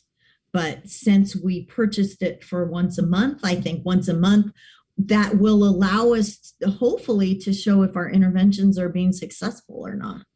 We'd like to see the overall wellness go down. The other thing that's really I'm excited about is we were hoping that would identify those kids that are under the radar, right? We know the kids that come in, but the ones that are suffering and sort of suffering in silence and may not have reached out, that I'm really hopeful is what the wellness screener is going to do. So I would say I'm in charge of that with the therapist team being responsive as soon as we get information that a student needs help or has asked for help.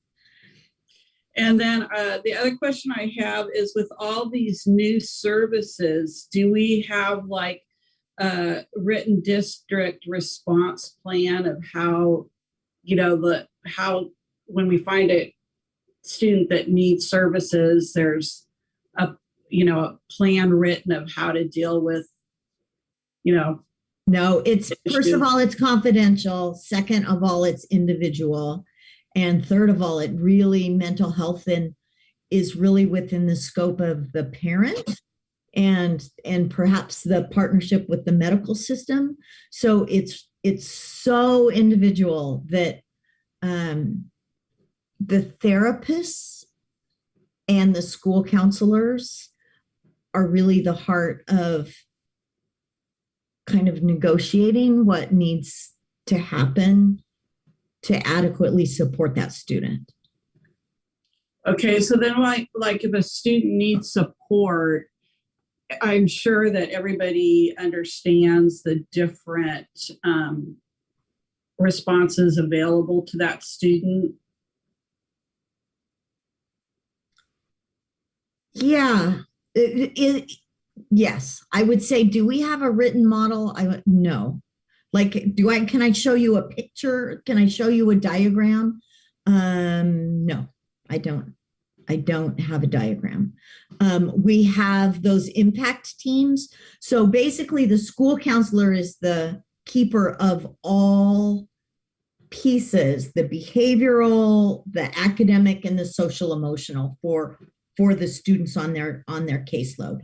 And then the school counselors and the therapists and the behaviorist and all the support people, we meet once every other week and discuss students in need as a team. So the school counselors continue to be the hub, and then we kind of go out and come back as a team. And anyway, the impact team is probably the keeper of the knowledge. And then, of course, the vice principals have a big role in that too. Well, I just want to thank you all for the presentation and all you're doing. I mean, clearly the need for this has grown, and you're all working extremely hard to serve our students. So thank you very much. You're welcome. Other questions? Jeannie, Kelly? Yes, Yeah, Jeannie. I raised my hand, and my question was exactly what Julie asked, which was about the wellness screener. We had got notified that was coming out. I just wanted the rest of the general public to know what that was when Matt talked about it. So I think it's great. I'm just wondering if there's any way to push that out towards parents about their kids. So basically the best information is going to be if a teacher says, boy, I'm worried about this student. I see that they're tired a lot, which is a big wellness factor. And parents, yes. So an email goes out to parents once a month that gives them the option. And that's where actually we had the most glitches. Of course, I was not happy about that, but the parent can choose to say, oh, I'm worried about my student, this or that. They seem sad or whatever. And then that information goes together, and the impact team, so like Matt and Rosanna looked and said, oh, we already see this student, but let's call in these kids and see what needs to happen. So the parents do have the ability to fill out the screener, but they also have the ability to opt out. I got a few emails. Please, I don't want my child to participate. Great, no problem. And any offer of services, parents can always opt out also. Right. That's what I wanted to just be sure that the parent had an opportunity, because kids aren't maybe going to say they have a problem, whereas a parent might say, I'm really worried. So great. Thank you, Laura. Great job, you guys. Welcome. Kelly, anything from you? Okay. Thank you. I had the opportunity to meet with Matt in his office some time ago and got kind of a preview of this. I'm excited to shine more light on the work that y'all are doing. Matt, I'll be on the campus in the district office tomorrow. Please come see me. I have some of the stuff that we talked about. So if you want to come see me, please do. I'll be in the district office tomorrow. Sounds good, Patrick. Looking forward to seeing you. All right, buddy. Thank you so much. Okay, thank you all very much. We're going to move on to item number 2. Are you going to take comments from the community? Oh, I apologize. Yes, let's take some comments from the community on this item. If you would like to comment, please raise your hand so that Jenny can identify you, and we'll get you in the queue to. You have 2 speakers. Do you want to still allow 2 minutes, or do you want to go to 3? Let's go to 2. We have some other items still on here, and I don't want to run incredibly late tonight, so let's stick with 2. Thank you. 2 speakers are Mary Lou Saldana and Robin Leon. Mary Lou, you have the floor. Hello, good evening. Mary Lou Saldana, School Counselor, West County. Buenas noches, soy consejera de la preparatoria de West County. First of all, I appreciate all the information as a school counselor. A lot of this information is so vital to our students, to our community.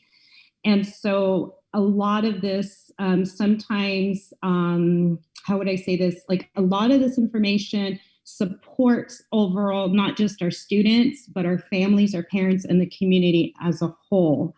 In terms of the wellness class, just great success. Students enjoy that class. I get a lot of positive feedback from students and parents. The teachers doing a fantastic job. So it's a really great class for students. And I do want to echo the wait list. I wish we had 2 available to offer. I do have a question regarding some of the data. I appreciate the information that Matt and Bobby shared. Substance abuse and substance use is also very critical. So I'm very pleased to see support for substance use on that list. And in terms of hospitalizations, yes, it's very challenging. And what we can do to help support our students, families, and the community as a whole in terms of the hospitalizations and mental health is very vital. And also in terms of some of the information in terms of independent study, there is an increase and concern about the requests of students. Bobby kind of shared a little bit about the requests for students going on to independent studies. So I appreciate the support that. Thank you for your time. Thank you. Next speaker is Robin Leon. You have the floor. Good evening again. I just wanted to say how impressed I was with this study.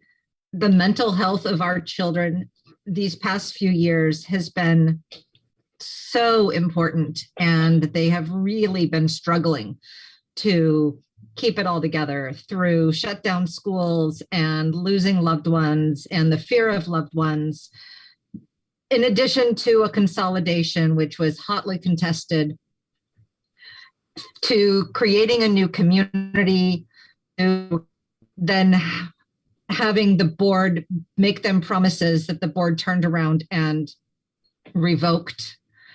All of this plays a role in their mental health. I wanted to thank Bobby for actually calling out the consolidation as part of her mental health study and admitting that it does affect those students. I know she was trying to be very politically conscious, and I appreciate that.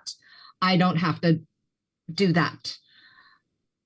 We know that those students we listened to tonight are very, very much about maintaining the community they have built. It is impressing upon them how important their mental health is. They have taken it by the horns and they are taking care of themselves, building that community. I really hope that the board will take the time tonight to listen and really hear what that presentation said. Our students are in trouble and you have the power to help them in some ways. You can't get rid of COVID. You can't get rid of quarantines, but you can help to build and complete that community that they have been working so hard on this year. Thank you.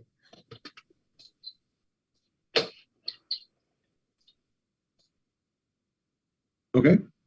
Thank everyone for their comments. We're good to move on to the next one, right, Jen? Yes. Okay. We'd like to move on to item number 2 under Education Services, presentation on the progress of the new school model grant at West County and Laguna High School. All right, we're bringing in Nicole Wilkinson, who's going to be presenting on this. Just bringing her into the room. Hello. Hi.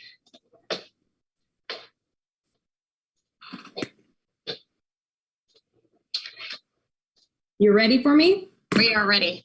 Let's do this. Okay. Hello. Good evening. I'm Nicole Wilkinson, also known as Miss Ochoa. This is my 5th year as a teacher in this district. I taught history, PE, and yoga at West County Charter, and global studies, world history, and government and economics at Annalee.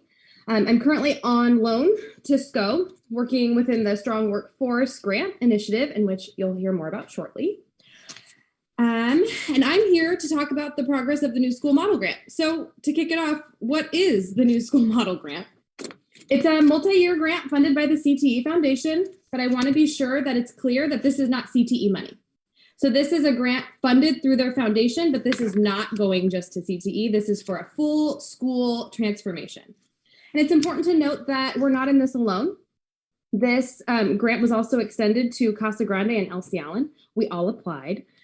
We have one thing in common, that we want to transform our schools and that we have multiple sources of data that implore us to do so. So in the interest of engagement, my goal for this presentation is to engage each of you board members. And it's my hope that this feedback framework will support that goal.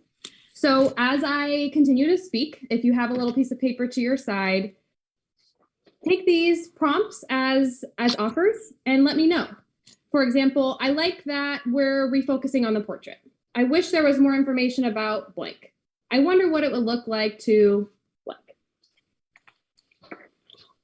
So thank you for doing that. So the question is, what are we transforming to? And you'll see here that we have two answers. The simple answer is this. 1, we're going to align to our values. And 2, we're going to shift from college or career to college and career. When we think about our students, unless they are independently wealthy, they will all need a job, even if they're going to college. So the argument here is to not create a vocational school. The argument here is to take our curriculum, our academic inputs, and see where it's happening in the real world. Exposure to real world application of math, science, English is good for everybody. And that's what the goal of this grant is. So it's twofold. 1, how do we authentically take these portrait outcomes and embody them? So when you walk on either campus, you feel the energy of curiosity. You feel there's a balance, that it's there, it's notable. It's not only our core value, but we explicitly teach these skills and we give kids opportunities throughout their 4 years to become master communicators. This is a long-term goal, but this is where we're starting. Next slide, please. So what you see before you here is you have 2 things. To the right, you have a QR code for technologically curious folks. If you take your cell phone, open up your photo, like you're going to take a picture, hover it over this QR code, you should be prompted to a Padlet link. So I'll pause and let folks do that. So as that's being pulled up, I'll explain to you what's in front of you. So at my role in whatever the word is, I've had the opportunity at SCO to relaunch what they call a work ready certificate. The work ready certificate is completely irrelevant to this conversation, but something that I was given the opportunity to do during that process really matters for us. So if you look down at the bottom of this slide, you'll see that the input provided on this Padlet was provided by folks from Keysight, Gelati, Mollyworks, Russian River Brewing Company, and Operate Engineer. I sat with each of these groups of people for over an hour and asked them questions specifically in regard to the portrait outcomes that we share with the county portrait outcomes, which are curiosity, empathy, communication, and collaboration. If you look under each of those values, you'll note these very simple and almost obvious responses.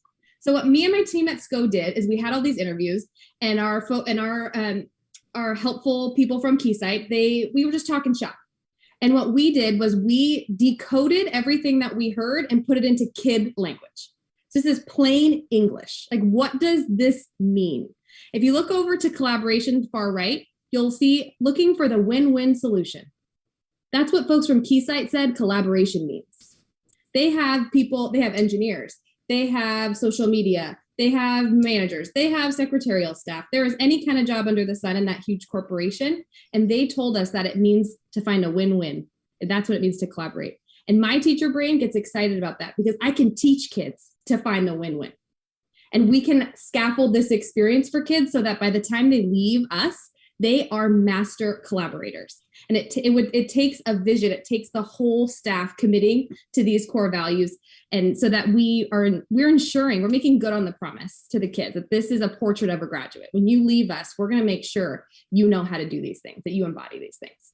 So for the public, if you're curious, go ahead and scan that, take a look. It's just good information.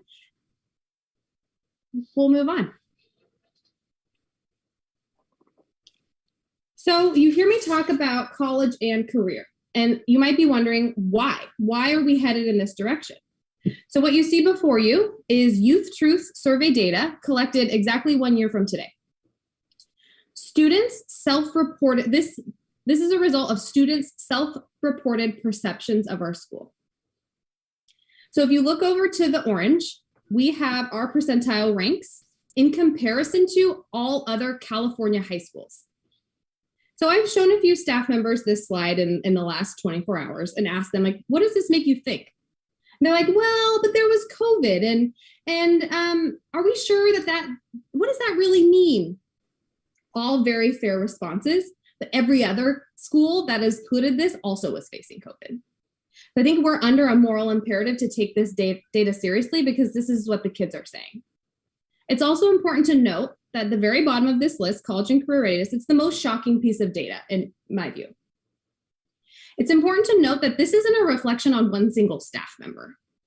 This is a reflection on our systemic gaps. This is where we're not meeting kids systemically. In fact, this is a screenshot from page 3 of a 187-page report in which each of these categories are disaggregated by any demographic marker under the sun. And our students are also taking the survey again right now. Since this data is from January 21, they're taking it again in 22. And I hope that our numbers improve. But as you can see, we have a long way to go before we're serving our students in the areas of college and career readiness, engagement up at the top, and then down at peer belonging and peer collaboration. Go ahead and move forward.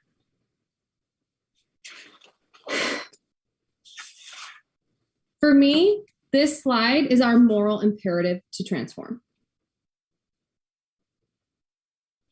For our special education students, for our students who are socioeconomically disadvantaged, for our homeless students, for our students who are in foster care, and for the 15.5% of our students who are voting with their feet and not showing up.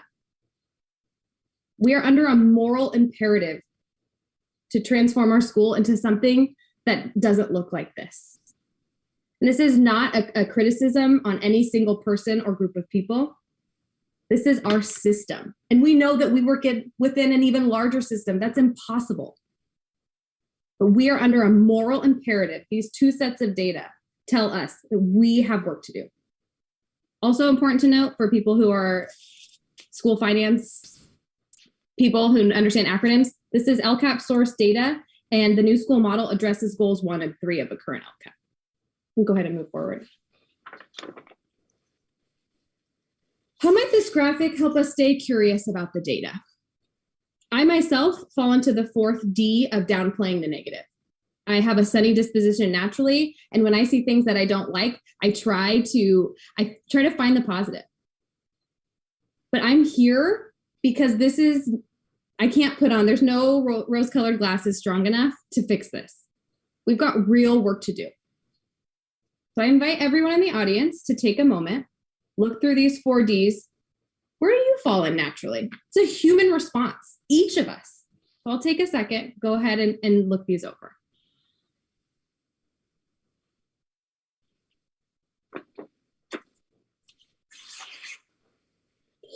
Next, please. I did some funny things with transitions, Jenny, so this might be. That's what I get for being fancy. Go ahead and just bring it all up.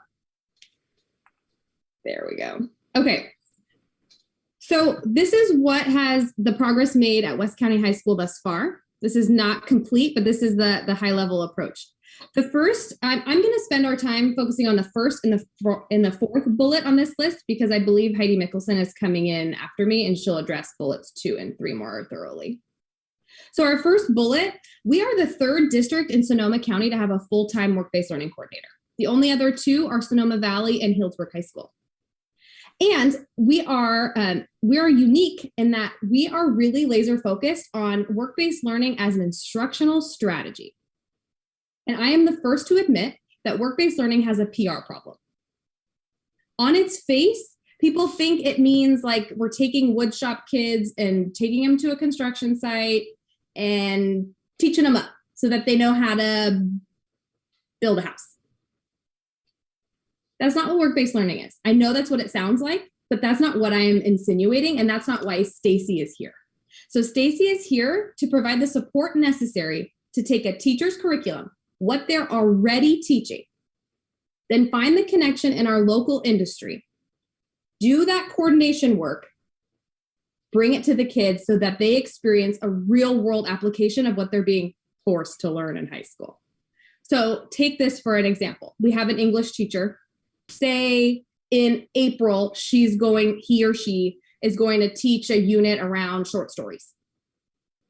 An example of utilizing Stacy Fortin as our work-based learning coordinator would be that English teacher giving Stacy a ring and saying, hey, in April, I'm teaching short stories. Do you have any connections to local authors? Stacy would then do her research, her magic like she does, and she would find somebody that was available to either collaborate and plan a project with that teacher or to simply be available to give feedback when the kids have their short stories. And instead of the teacher being the one that's like, yeah, you forgot to indent again, the feedback comes directly from industry, even from our local industry, not only as a networking opportunity for students who otherwise don't have a professional network, but it makes the work real. So it hits 2 of those points from the Youth Truth data, college and career readiness and engagement. It's an engagement strategy for things we're already beholden to teaching. This is not an extra. So work-based learning has a PR problem, but me and Stacy are on it. The 4th bullet, in taking a strengths-based approach, it's important for the new school model group to acknowledge what we're already doing. Where in our schools do we already have opportunities for kids to develop these portrait outcomes? We've identified these stellar programs that exist, but we know there's more out there, and it's on us over the next however many years to create this very clear picture for incoming students. This is where you'll become this master collaborator. This is the opportunity for you to exercise balance, and it'll be this thing that draws people to our school. We just have to build it. The things are already happening. Where there is teachers, there is magic. We just have some coordination work to do. Next slide, please. Oh yeah, this is. Oh wow, I didn't even. You went crazy on this slide. Yeah, we're trying to be fancy. It's Hold gonna go on. again. Hold on a second. It's going again. How do I get out of here?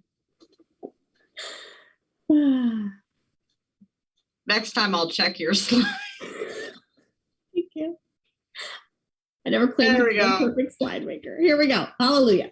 Okay, Laguna. The folks at Laguna have been busy. The first bullet here, we have 2 currently articulated courses, Adobe Photoshop and Web Development. I am very happy to share that we have 2 students that earned college credit last semester at Laguna High School.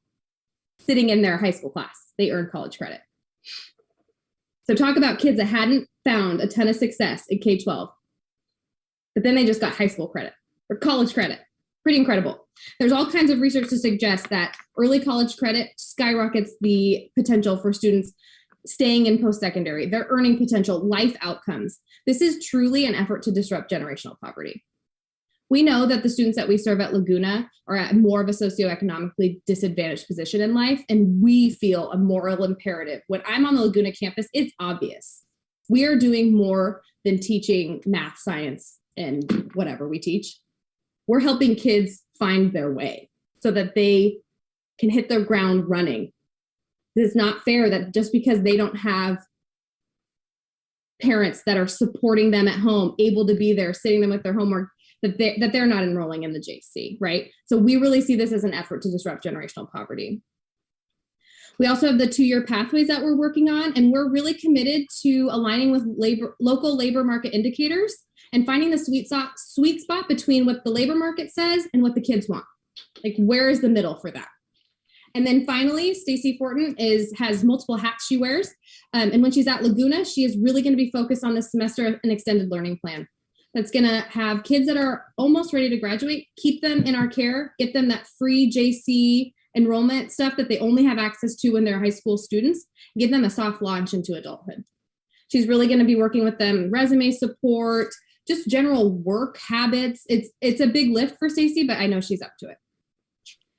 Next one, please. Okay, I've committed to not reading slides to you, but I need to say this quote out loud.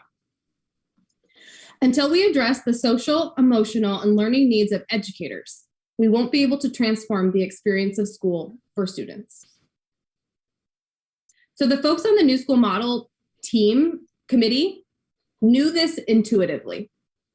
In our first conversations, when you're in a room with people that love to brainstorm, we were fired up. We had so many ideas. Oh my God, it felt so good. And we were just going. And then all of a sudden, it was probably Jared. He said, hey, how are we going to convince everybody that this is what we should do? And then we just sort of sat there and looked around at each other for a while. And then through conversations, this is where we got. We got to the fact that if we want to transform into anything, we're going to need embedded support from the inside. We can't rely on outside consultants. We can't rely on one-time funds to come in and save the day. We need to develop the capacity from within to support each other in a professional setting. We need professional development regularly. We need it often, and we need it to be able to come from within. So the folks to the left, the 22 teachers and counselors, plus our entire admin team, over the holiday break committed to 8 to 10 hours of pre-work. And then last week, we all engaged in 4 hours of live practice in the art of transformational coaching. Next slide. So what is transformational coaching? Coaching in the private sector is very accepted. High-level C-suite executives, they all have coaches. In all of their sectors, they have coaches and no one even thinks twice. In fact, it's a gift. But when we think about coaching in education, it's often used as a punitive tool. And it's misused by administration. They'll say, hey, we have a coach, go fix that teacher. Go help them be better. That's not what transformational coaching is. Transformational coaching is operating under the assumption that every adult educator has the capacity within them to solve their own problems. They just need the space and the support to get there. And I put here my 2 favorite tools as examples to try to let you into what transformational coaching could look like. So this first tool to the left is called Spheres of Influence. And during our pre-work, we were instructed to make a list of the 10 complaints we hear ourselves saying most often. Fun task, huh? So we each wrote out our 10 complaints on an individual Post-its. So you have 10 Post-its with all your top 10 complaints. Then the next step is to shuffle these complaints into 3 categories. What's within your control, what's within your influence, and what is completely out of control. The idea being that this is an opportunity for folks to refocus on what actually I have a say over, because when you work in a system that is as challenging as public school education is right now, it can feel really overwhelming and disheartening when nothing seems to change. Because when you're so overwhelmed, where do you even begin? And that's where we see teacher burnout, and that the 5-year rule. What is it that most teachers within the first 5 years end up quitting? I fudged that. That's not actually a statistic, but it's addressing the real need that teachers are tired. We've each spent time this evening thanking them for their COVID, that they're in our thoughts, and absolutely they're in mine too, but they need help, like regularly, weekly. And I think we can help ourselves. This next, the Mind the Gap model it's a perfect example of what adult learning theory is. So imagine you're a new transformational coach and you walk into a first or second year teacher's classroom. And it's kind of insane. You walk in, there's like 4 kids in the corner. There's one kid that just ran away. 2 of them are fighting in the back. The teacher's up there whispering. It's this whole thing, right? This tool allows a transformational coach the mental framework to get really micro, really fast, so that small things improve for kids immediately, and that the teacher feels like they're being approached like a professional and being given the skills necessary in order to do their jobs well. Every teacher wants to teach well. They just are not given the appropriate amount of professional development to be where they want to be. And this, I really do feel that transformational coaching has the potential to really uplift our staff and give us the support that we deserve. Next slide. This, I mentioned the Strong Workforce Partnership Grant. That's the grant that is funding my on-loan stint to SCO. It's also something that this district has been a part of for the last 1.5 years. If you notice the deliverables to the right, they perfectly encapsulate the goals of our new school model. So we are headed in a direction. We have multiple funding sources supporting that direction. And we have all types of people from all over our campuses are involved and really ready to make this change towards aligning to our core values and a perspective of college and career. Not college or career. Next slide, please. This slide, I just want to say, I don't know if this is cool, but this was created by Tony, this particular slide, and she wrote that special thank you. So for the folks listed on this slide, that comes from her. This group is incredible. You'll notice it has our entire admin staff, plus teacher leaders and a counselor. And we hope that this group grows. Next slide. Finally, we have some next steps, and I'll be curious about the board's feedback. Our first next step is that we need to take that fresh PD that we've just had the opportunity to have. We need to design a phased-in approach. What are we going to do? I have some ideas. We all have some ideas. We just need to put them on paper and move forward. The second step is we need to bring the new school model folks and the Strong Workforce folks together, and we need a full day. We need a full day in order to address the intersection of the Strong Workforce deliverables, the new school model goals, and then to say, okay, who else needs to be in the room and where are we headed? That's that second underhand bullet, the 3 to 5 year plan. We need to begin to develop it, but we first need to make sure we have all the folks in the room, and we're not there yet. So these are our next steps. And I'd just like to turn it back over to the board. Feedback, questions.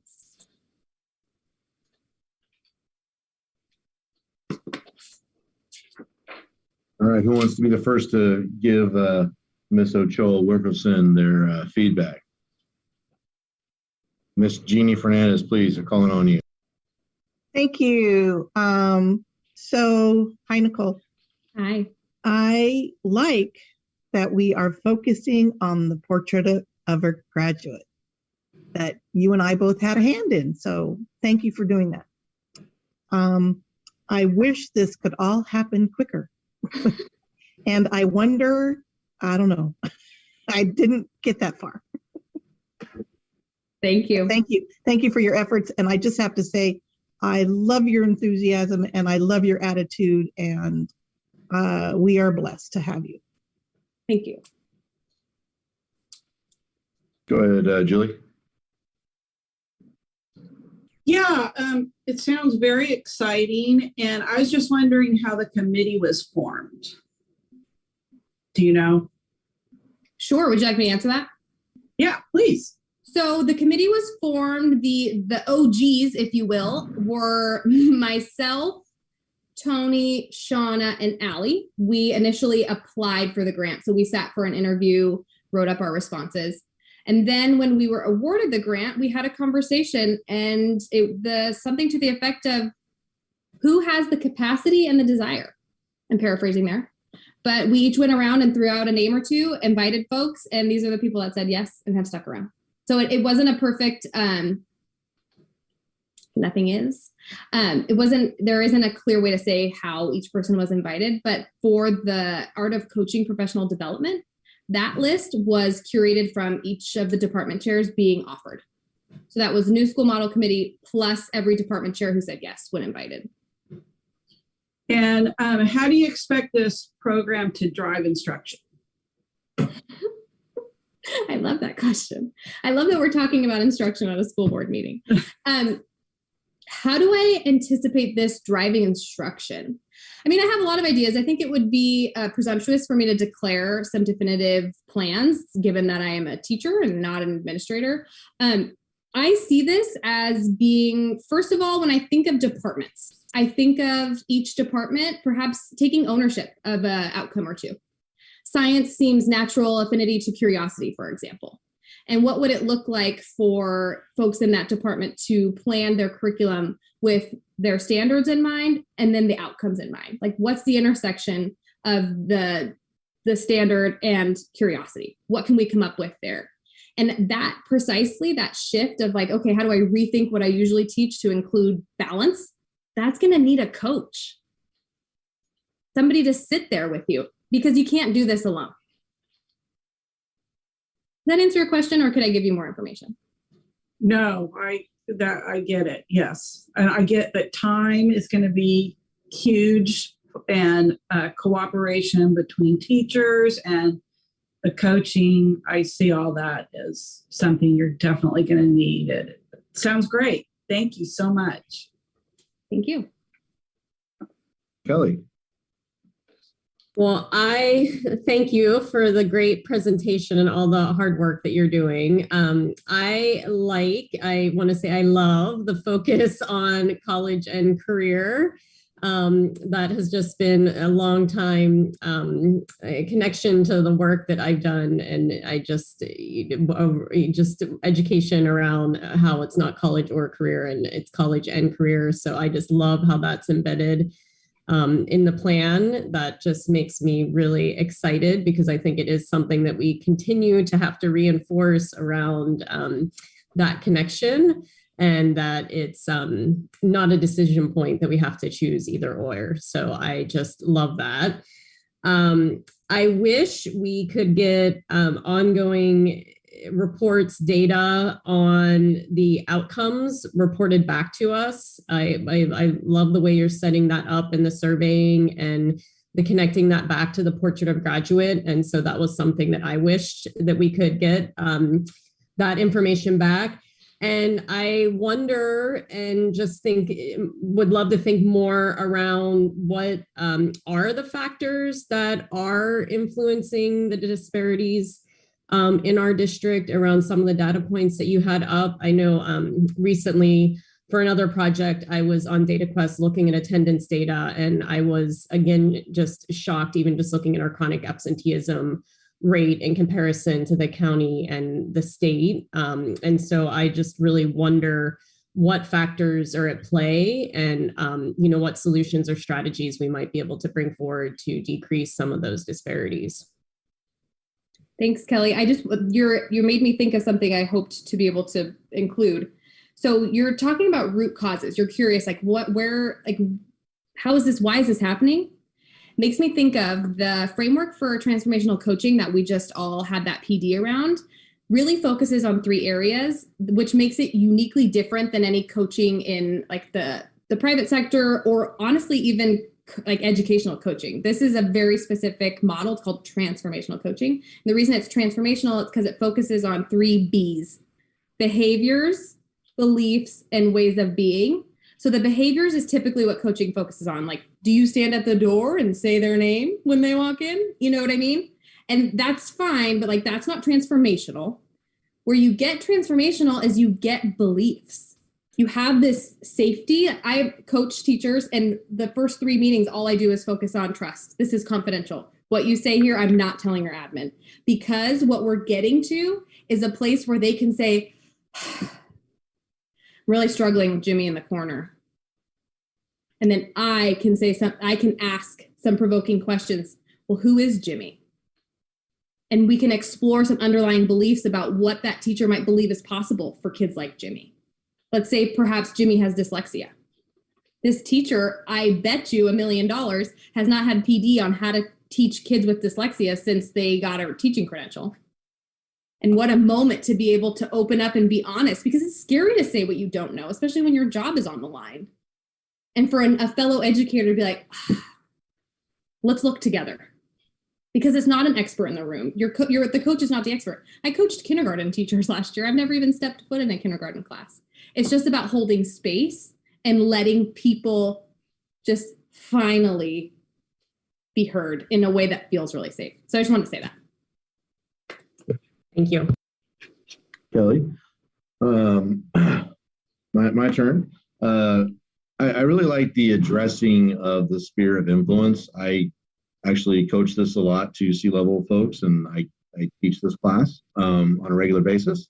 And I think it's more than just a recipe for your work life. It's actually a recipe for your life, right? Because if you can change your outlook and you can change your view and focus your energy on the things that you actually truly can control, maybe you won't waste a lot of energy and negative energy in things that you cannot. So I appreciate you bringing that up. I wish we could get more people in the room faster, quicker. I use the rowing the boat analogy. I wish we could get more people in the boat. The more people in the boat rowing in the same direction, the faster we can get to our destination. I wonder what I can do as the president of this board to help us get this underway and get this taken care of quicker. So I look forward to working with you and your group to pave the way and to do all we can do to really embrace this. But I want to share one extra like that I have, and that is I like you, Nicole, and I have the great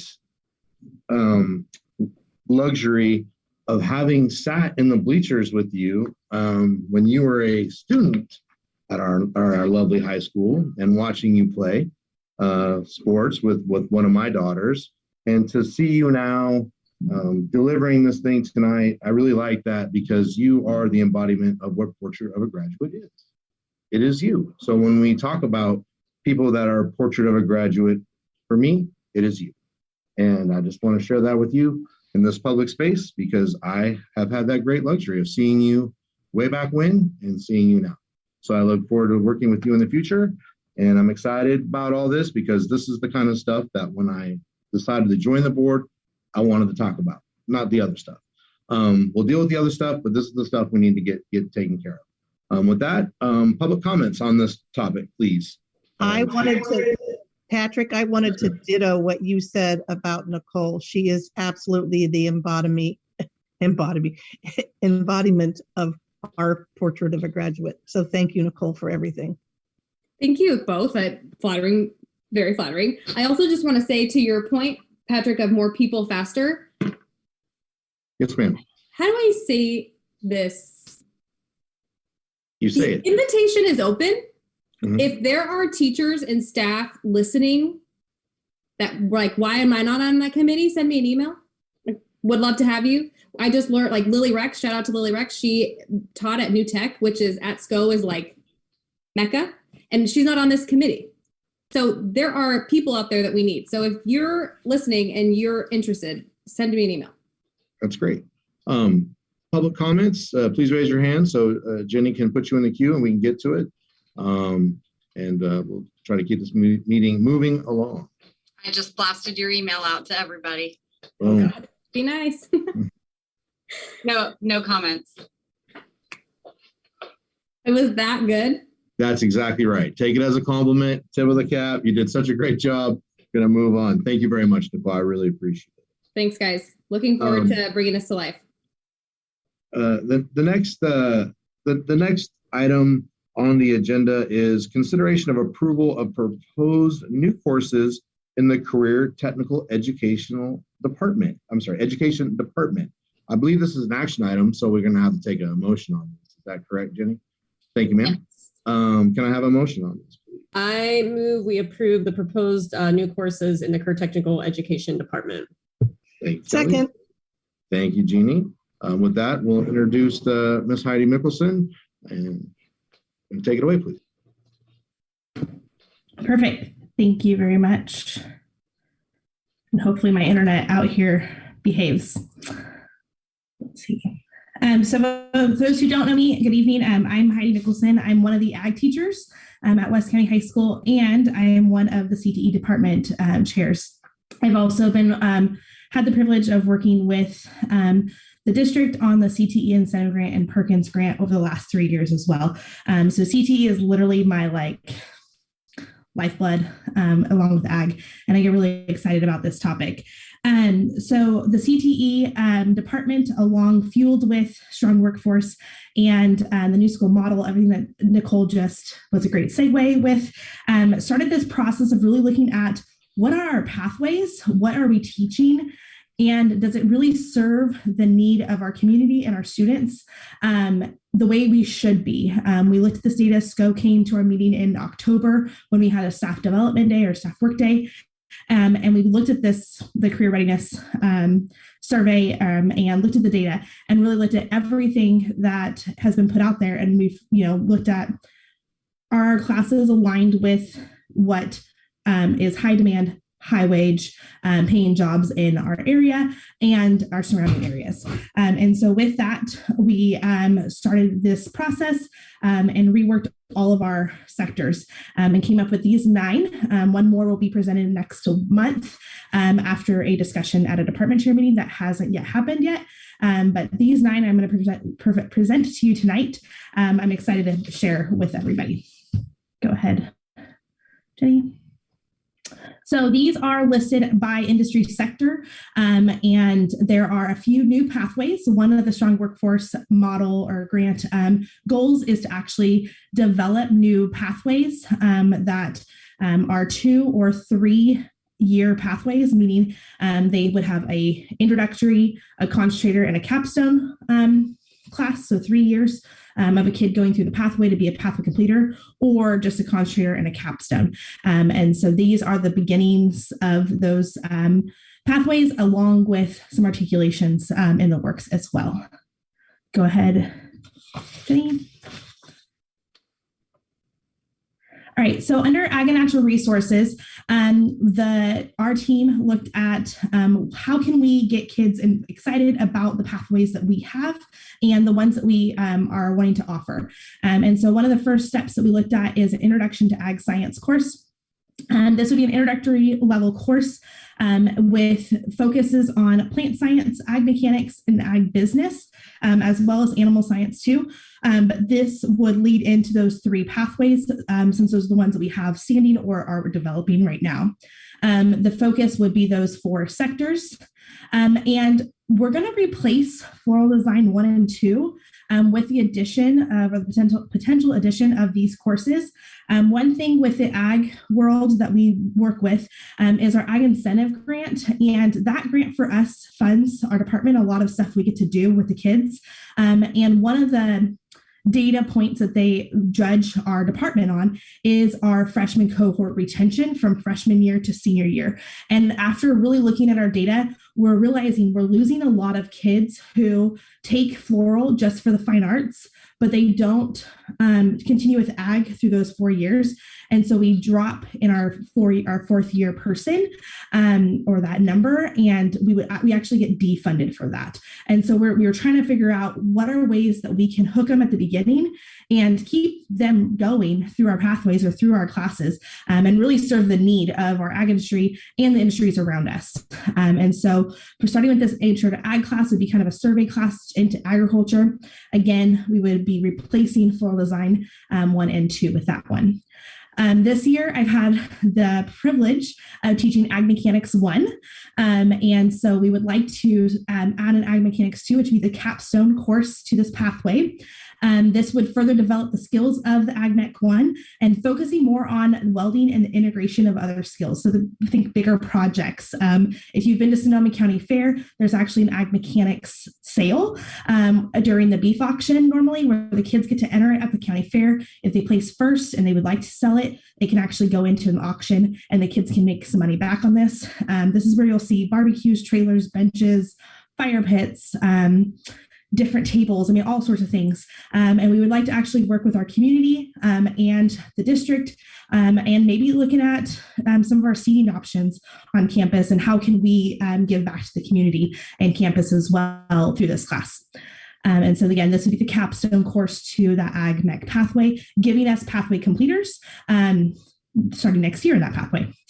And then Ag Business is another pathway we'd like to start. And so this Ag Business course would be a concentrator course with the Ag Business pathway. It's going to focus on the general introduction to agriculture, record keeping skills, computer skills and concepts, databases that are used in the ag industry. And it's an introduction to the ag business. It's an impact on the agriculture producer, consumer, and the food system. And as well as the markets, entrepreneurships, like basically taking the idea of we have a product, now how do we market it and how can we keep track of those? This is going to be an articulated course with SRJC, Emma Pearson, or now Sean Fiki, excuse me. She has been like the instrumental behind this course and the one you'll see in February, and has gone through all the process of articulation. We're basically just waiting on the rubber stamp. And so again, this will be a concentrator course really focused on the sophomore to junior level kid on campus. But again, seniors can be taking it. And I really look at we have a lot of small hobby farms. We have a lot of families who have maybe a plumbing business or a construction business. And this would give those kids an opportunity to really learn the business side of what their parents do and what they potentially can do in the county moving forward. All right, go ahead, Jenny. In the arts, media, and entertainment sector, Randy Hall is presenting or putting out there for 2 different courses. One of the things we looked at is, so we have these titles of video 1, video 2, video 3, but what does that actually mean when you're looking at that on the course catalog? Does it make sense to the normal kid? And how can we kind of advertise that course better just by the heading? And one of the classes that he is throwing out there is the introduction to digital media. Instead of just being digital video and that movement media, we're talking also integrating the stills into it and all digital media. So it's going to introduce the CTE context in digital media, as well as a variety of formats and genres.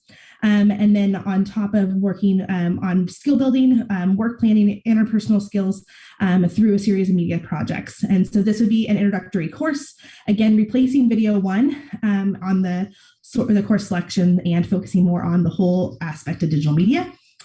And then digital agency, web design is something that was previously offered at the El Molino campus. And so this would take the place of the web design. It would be a capstone for the digital, visual, and media arts pathway. And it's going to focus on the applying design and media skills to solve real marketing problems, both internally and externally in the West County community. So it's kind of like a digital marketing type class using those digital agency, really talk about how can you design things as well as what is the right way to do it. And so Randy's really excited about those 2 courses. Again, one would replace video 1 and one would replace web design.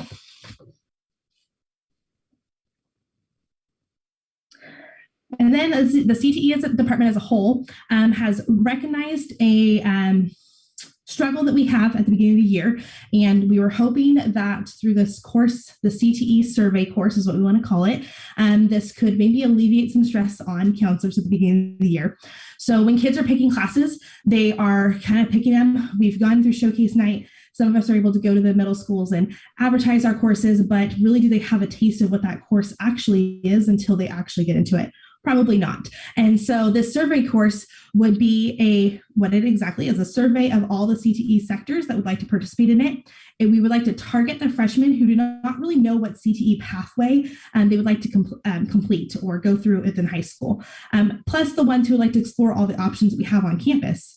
The main goal would be to give them a taste. We're talking like a quarter, rotate through CTE sectors each quarter or per like every 5-6 weeks, because of that 5-week mark is where we usually get that, wait, this is not what I was expecting type comment from some students. And we're trying to alleviate that and really snag those kids and really find their niche their freshman year. So it's an enjoyable experience all the way through to their senior year.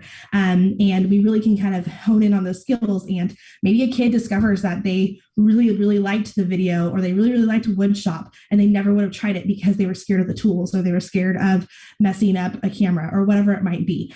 This would give us a chance to really catch those kids and let them discover what they may not have already known. Go ahead, Jenny. All right, and then our eighth class, sorry, lost count. The 8th class is graphic production technologies. This would, the next 2 classes are kind of coherently replacing Make 2. We were reworking the pathways based on some of the credentials that the 2 teachers that teach Make have. And so this one would be a concentrated course for the graphic production technologies pathway. It's going to provide a year-long instruction talking about the manufacturing processes, design, graphic production, and technologies. So basically, Make 1 will be our capstone, introductory course leading into the graphic production technologies, as well as the next class. And then we'll do the capstones from there, and those will be hopefully integrated in the years to come. And then lastly, we have product innovation design. And so again, Make 1 up here, used to go Make 2, then Make 3. We would like to rehash that and add in the product innovation design and the graphic production and technologies to really hone in on those skills. Because Make is kind of can be a very general class, and it's kind of all over the place. And so these are really going to like concentrate the curriculum.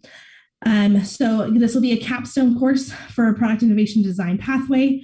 It's going to provide a second year of advanced instruction and practice in manufacturing technologies and design and engineering skills. It's going to effectively integrate the popular Project Make class into a recognized CTE pathway within the industry sector as identified as high need in Sonoma County. And some of the topics that are going to be discovered, this is not all of them, includes 3D modeling, electronics and microcontroller programming, prototyping, and all the other on the list. Again, seeing a need, but trying to provide an opportunity for students. Go ahead. All right, and lastly, so these new updates to the CTE courses kind of go back to that whole idea of the new school model and the strong workforce grant and everything that we're trying to accomplish with the CTE incentive grant as well. We want to enhance the opportunities for students to develop their career readiness skills. We want to expand the pathway opportunities while providing education towards high demand, high wage industries. Allow students to discover the connections between their interests and passions and their potential careers. And kind of how do they mold that. Organize our current CTE courses into 11 developed pathways. Like right now we offer 8, so we'll have 11 pathways after this integration. And then our overall goal is to move in the direction of expanded pathways, but we are going to prioritize these with current offerings to rotate some of the classes alternating years. We know that we cannot offer all of these plus what we already have. It's just not doable with the staff that we have and the location or facilities. And so we would like to rotate them and prioritize them to really capitalize on everything that we can offer for the students. And with that, I'd like to open it up to questions.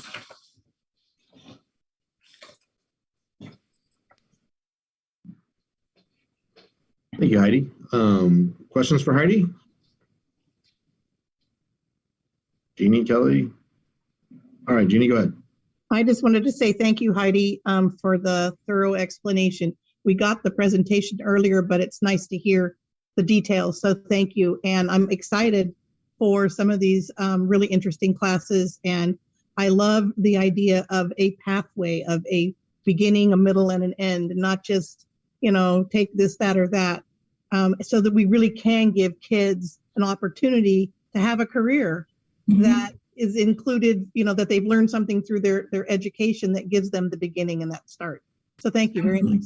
Thank you, Jeannie. Yeah, one thing that I didn't mention is with CT incentive grant, the incentive part of it are pathway completers, articulations, and certifications. And so by really honing in on this pathway, we're going to be able to achieve those, which will bring us from the base level of funding up to the incentive levels, which will be better overall for everybody too. I know that the ag science pathway, tomorrow I have an articulation meeting with them. So our entire pathway for ag science, once they're a pathway completer, will be articulated to the SRJC. So a lot of us are in that movement towards doing those. Kelly, Julie? I have a comment, but do you want me, are you just taking board questions right now? And then we'll Board questions right now, and then we're going to open up to the public. Okay. Okay, with that, Ms., if you would like to make comment on what Heidi has presented, please raise your hand, and Jenny will put you in the queue, and we'll call on you. So far, just one hand. Julie. Go ahead and unmute yourself, Julie. Great, thanks. Hi, Heidi. It's Julie. I have a question. With Sebastopol being the birthplace of the maker movement, and I have a daughter who's now working in that movement, I don't understand why we would move away from that term, because the colleges are seems like just adjusting to that. So I guess I would love to hear the change in that. My daughter had gone to Casa Grande, and they had the first UC curriculum that was approved, and that was just a handful of years ago. So I'd love to hear the difference between what you're proposing and what's already in place. Thank you. All right, our next speaker is Leah Woody. Go ahead and unmute yourself. Hi, yeah, hello board, and Heidi and Laura and Nicole before that, and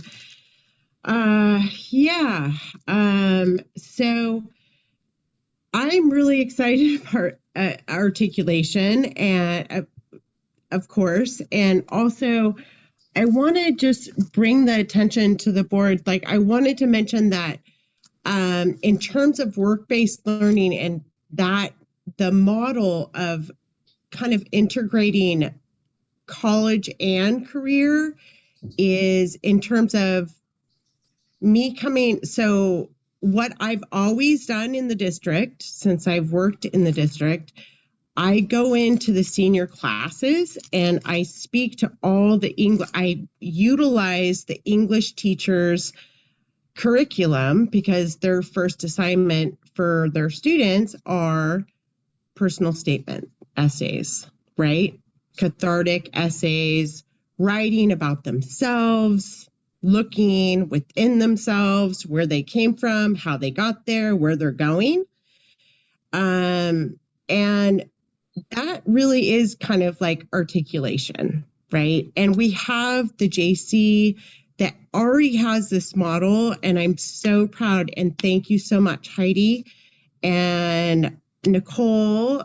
And yeah, I'm going to be on that committee. I didn't get a chance because we were in the middle of a consolidation. It's in a pandemic, but yeah, I'm proud of our team, and it's been a wonderful year, and I'm looking forward to the next year. Great job. Thanks, Heidi. Yeah, thanks everybody. Well done. Thank you, everyone. Heidi, can you address Julie's question about the maker comment about labeling and whatnot? Yeah, so basically, when we sat down with Walt and Mary Beth, we looked at their current credentials and the CTE standards and how can we align, both of them have CTE credentials, but the maker class was this overlying umbrella. And it's not necessarily getting away from maker, it's just taking make, the whole idea of make, and putting it into the CTE standards. So that way they qualify for the CTE funding, the CTIG, and all of the benefits that come along with Strong Workforce, the CTE Incentive Grant, and Perkins Grant. So it's just a renaming of the class and a focus instead of the general make 1, make 2, make 3. It's starting with make 1 and then going to focus on the 3D printing or the graphic production and kind of focusing on the skills that make allows the kids to do. Hey, Gotti. Kelly, do you want to make your comment? Yeah, just quickly, I just want to thank you for the great presentation and just the commitment to all that you're doing around the pathways and broadening the scope of what and the connection between all the different courses and just the long-term commitment our district has had around career technical education, and just really proud of the work that you're doing. So thank you for all you're doing. Thank you very much. I wanted to echo Kelly's comments, Heidi. I had the opportunity to sit down with you when I very first got appointed and spend some quality time in your classroom, not on a topic, just kind of shooting the breeze, which I always enjoy because you get to know a lot about people's thoughts and kind of where they were going. So I echo everything Kelly's saying. I'm excited to see this kind of take shape and mold and get into the future along, blending together what Nicole presented and now what you're presenting. I'm excited, and I'd be lying to say I don't love your energy as well, because I do love your energy as well. So between the two of you, I think we're in good hands to steward these programs and move forward. So thank you. I think we're ready to vote on approving these classes. So we'll take a roll call vote, and we will start with Trustee Noe. Aye. Trustee Aiello. Aye. Trustee Fernandez. Aye. Trustee Nagel votes aye. Motion carries 4-0 with 1 absent. Thank you very much, Heidi.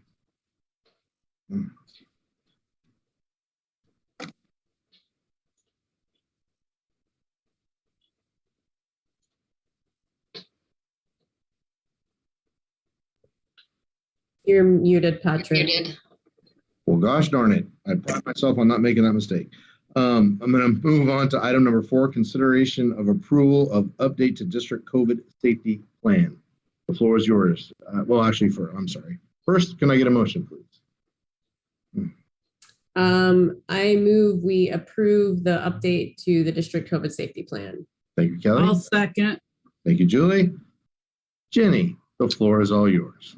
Thank you. I'm just going to introduce Rachel Elastic, who is our COVID coordinator. And Rachel, can you go ahead and unmute yourself? There you are. Absolutely. Hopefully you can hear me. So I'm Rachel Elastic, Vice Principal at West County High School, and also the district COVID coordinator. I'll be somewhat brief this evening. Obviously, as you guys are all aware, we've had quite a great surge of COVID cases countywide. And to give you a little background, on January 3rd, we tested every single staff member with a rapid test in accordance with the county recommendations. That particular day, 6 of our staff members tested positive and were immediately sent home to isolate. This was prior to students being on campus.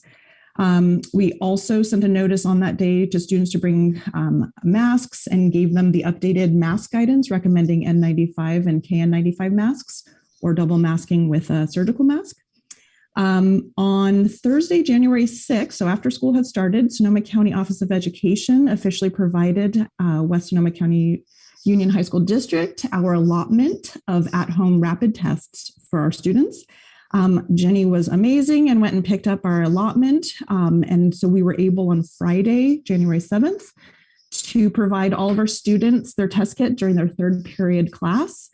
Knowing that several students would be homesick and other families may not be there during that time, we set up a pickup site after school in the bus lane on the Sebastopol campus for those extra families to pick up their kit. As of today, in terms of numbers, we've had a total of 124 reported positive student cases from both school sites since the return from winter break. Doing well, 124 students seems alarming. It's actually only about 7% to 8% of our student population, which is actually much better than many of our neighboring districts. And at this time, 18 staff members have tested positive in total. Sonoma County, as well as the California Department of Public Health, is continually updating isolation and quarantine protocols on a daily basis. We're getting new information. Family, staff, and students were emailed, and our COVID-19 website was updated with a more comprehensive document to assist families regarding our protocols. If you haven't checked out that new document, it's pretty comprehensive. Most recently, there was a public gathering ban instituted in Sonoma County that definitely affected many of our events, particularly many of our extracurricular events. Unfortunately, this has resulted in us currently not being able to allow spectators at our sporting events. And so we are obviously still awaiting reduction of some of these limitations for our families. We have also increased testing of our athletes as per the recommendations to ensure that many of the students who are in extreme close contact without masks are staying healthy. So that is kind of where we are in terms of COVID. Are there questions? Thank you, Rachel. Questions for Rachel on all things COVID? All right, let's open it up for public questions, or if there are any. No comment or questions. Got a big no. Let's. Never mind, I got one. Okay. This is for Rowan Emmerich. You have the floor. Go ahead and unmute yourself. Sorry, it always comes up under my husband. This is Wendy. I applaud you guys for being one of the 8 superintendents districts that did send a letter to Dr. Mace about the rule for the capacity for the for spectators. So I do appreciate that you guys were one of those districts. I have found that in Windsor, they are doing things a little different, where they are allowing parents, 1 to 2 parents for every game. I do appreciate that we are allowing senior parents to go, but I believe Mace will change its order, I hope, but that it's 50 limit. I do believe there is a little more space there for a couple more parents. Even if we just let 10 people more in, we would be able to have like 1 parent at least there per student to support their child. These kids have been through so much, so we'd really like to appreciate to be there for our children and support them, and have some people cheering for them. More than 7 people. That was like at their last game. That was or in their last games. That was one of the biggest games that they've had, and that was the only support they had. So I appreciate the time, and I do appreciate, like I said, that you guys were one of the districts that did send that letter to Mace with the other 8 districts. So thank you so much, and thank you for everything you've done. I know you guys didn't sign up for everything that goes along with this COVID protocol, so thank you. That's it. Thank you, ma'am. I think we're ready to vote. So roll call vote. Let's start with Trustee Noe. Aye. Trustee Aiello. Aye. Trustee Fernandez. Aye. Trustee Nagel votes aye. Motion carries 4-0, 1 absent. Thank you, Rachel. Appreciate your time this evening. Moving on to item number 5, discussion and action on location for the February 9th, 2022 board meeting. Can I have a motion on this, please? I move that we hold the February 9th board meeting virtually. Thank you. I'll second. Thank you, Jeannie. Jeannie, I don't think we really need to introduce this. I don't think there are any questions. Any questions from the public on this? No. Okay. Roll call vote. Trustee Noe. Aye. Trustee Fernandez. Aye. Trustee Aiello. Aye. Trustee Nagel votes aye. Motion carries 4-0, 1 absent. Moving on to item number 6, first reading of recommended revisions from CSBA December 2021 updates for policies, administrative regulations. I would just like to recommend that we add this to the consent calendar for February. Good idea. Yes, please. This is just a routine item where we get CSBA updates from CSBA 3 to 4 times a year, and we review them. All staff goes through them for a variety of reasons, and they're presented tonight just as first reading. So we'll bring them back on consent next month. Sounds great. I'm going to move on to business services. We have to take public comment. Oh, we do? Don't we? No, it wasn't an action item. It was It's just a discussion item. Reading? Okay. I'm good to move on, right? All right. All right, we're going to move on to business services. Consideration of approval of the monthly budget update for 2021 and 22. Can I have a motion, please? I move that we approve the budget update. Thank you, Jeannie. Second. Thank you, Kelly. Andrew, take it away, sir. All right. Well, good evening. And again, our monthly routine item for the budget update. This past month in December, we did receive some one-time funds from RESIC and a workers' comp return of equity. So they had some money there that was sitting that needed to be returned to the districts, and we got $70,524. That went to our ending fund balance, and then we had some other adjustments and movements of money. So overall, we earned last month an additional $47,959 towards our ending fund balance after all the other movements that happened within our budget. So with that, you have any questions? I don't have any questions. We do take public comment on this. This is an action item. So if there's any public comments on the approval of the monthly budget, now would be the time to make them. Raise your hand. No hands raised. No hands raised. We will proceed ahead to roll call vote, starting with Trustee Fernandez. Aye. Thank you. Trustee Noe. Aye. Trustee Aiello. Aye. Trustee Nagel votes aye. Motion carries 4-0, 1 absent. All right. Moving on to item number 2, discussion of 2021, 2022, 2022, 2023 budget financial calendar.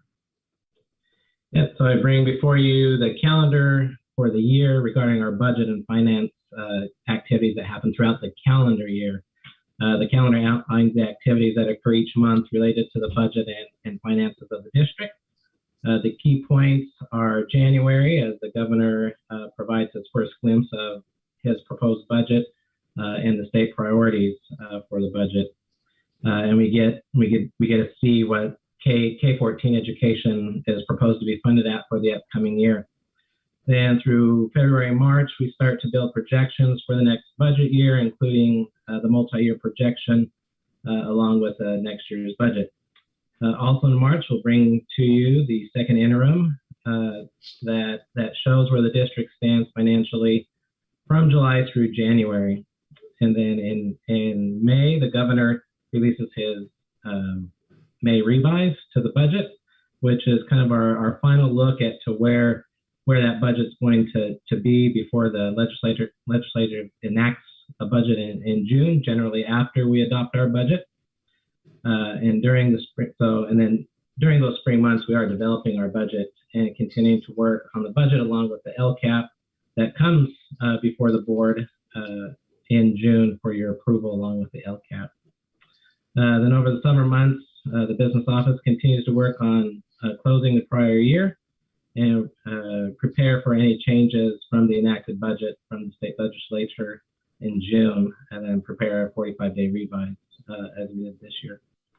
And then in September, we provide the unaudited actuals. And then finally in December, we bring to you the first interim budget or the first interim report as to where the district stands financially from July through the end of October. So I provide the board with this information just so you know where we stand and what the budget and finance activities are throughout the calendar year. Thank you, Andrew. Are there questions for Andrew on the calendar for the upcoming year? Okay, thank you. Want to move right into item number 3, discussion of the governor's proposed budget. All right, so the governor released his budget on January 10th, looking at some key areas of fighting COVID with science, combating the climate change crisis, confronting homelessness, tackling the cost of living, and keeping our streets safe. So those are some of the key components within that. And within all of that, of course, is the highlights for the proposed budget for K-14 education. The governor released a cost of living adjustment to our local control funding formula of 5.33% for next school year. We wait for school services to release their dartboard information for the subsequent years for 23, 24, and 24, 25.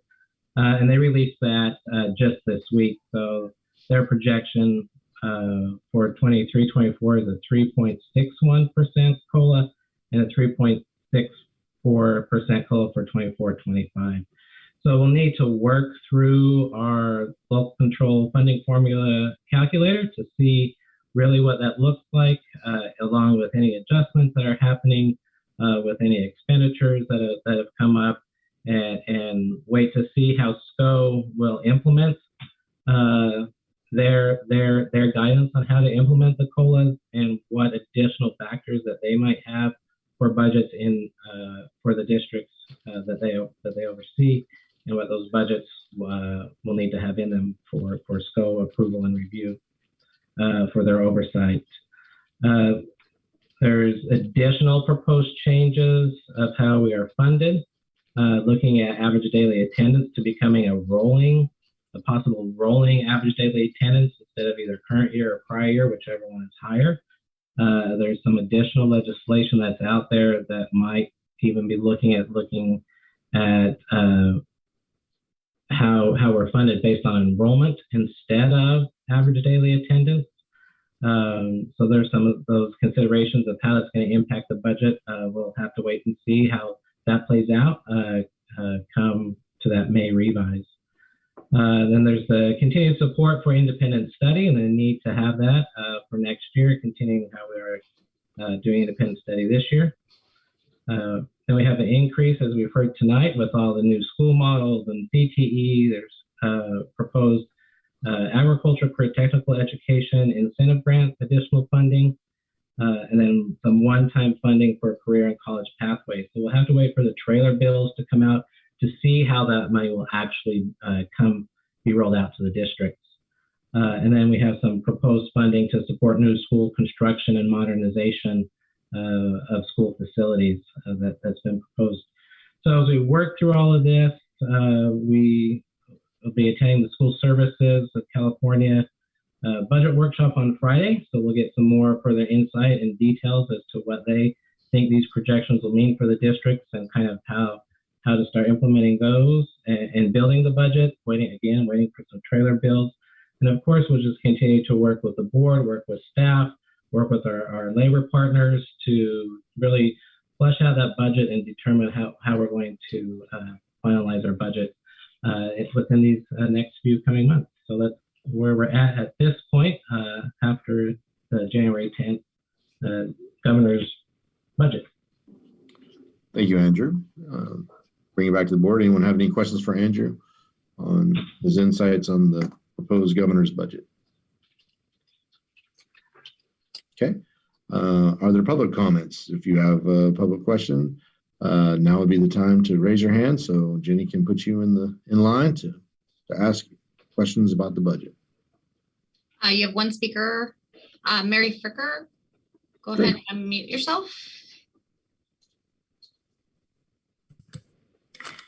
Hello, thank you for having me. I wanted to mention that columnist Dan Walters has had another column in which he says that budget raises per pupil spending to nearly $21,000 a year from all sources. I would love to know how we compare to that. Thank you.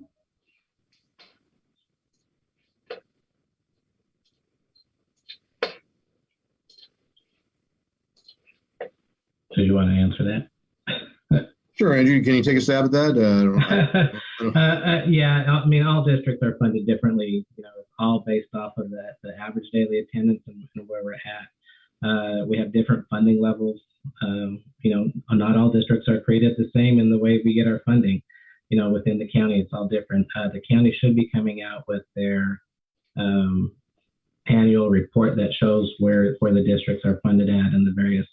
So once we have that, I saw it for last year. They said it was coming out, should be out this month for this, this past year. Sorry, I saw it for 2 years ago. So once we have that, we'll send that out to see where we're funded. So, well, we'll have to plug in how all these assumptions play out and see where we land with the proposals that have been made, and then hoping that, you know, it's all fully implemented as proposed right now. So. Great. I thank you, Andrew. I appreciate that so much. And the last item in this section, let's move on to discussion of the parcel tax budget plan. All right, so want to first clarify that this is for Measure A. I think that before I had posted it was Measure B. It is in fact Measure A, so we have updated that within the online agenda and in the in the document that's attached. So I just wanted to provide the board with information regarding the 2020 parcel tax Measure A budget, and the board has already approved the budget as part of the annual budget.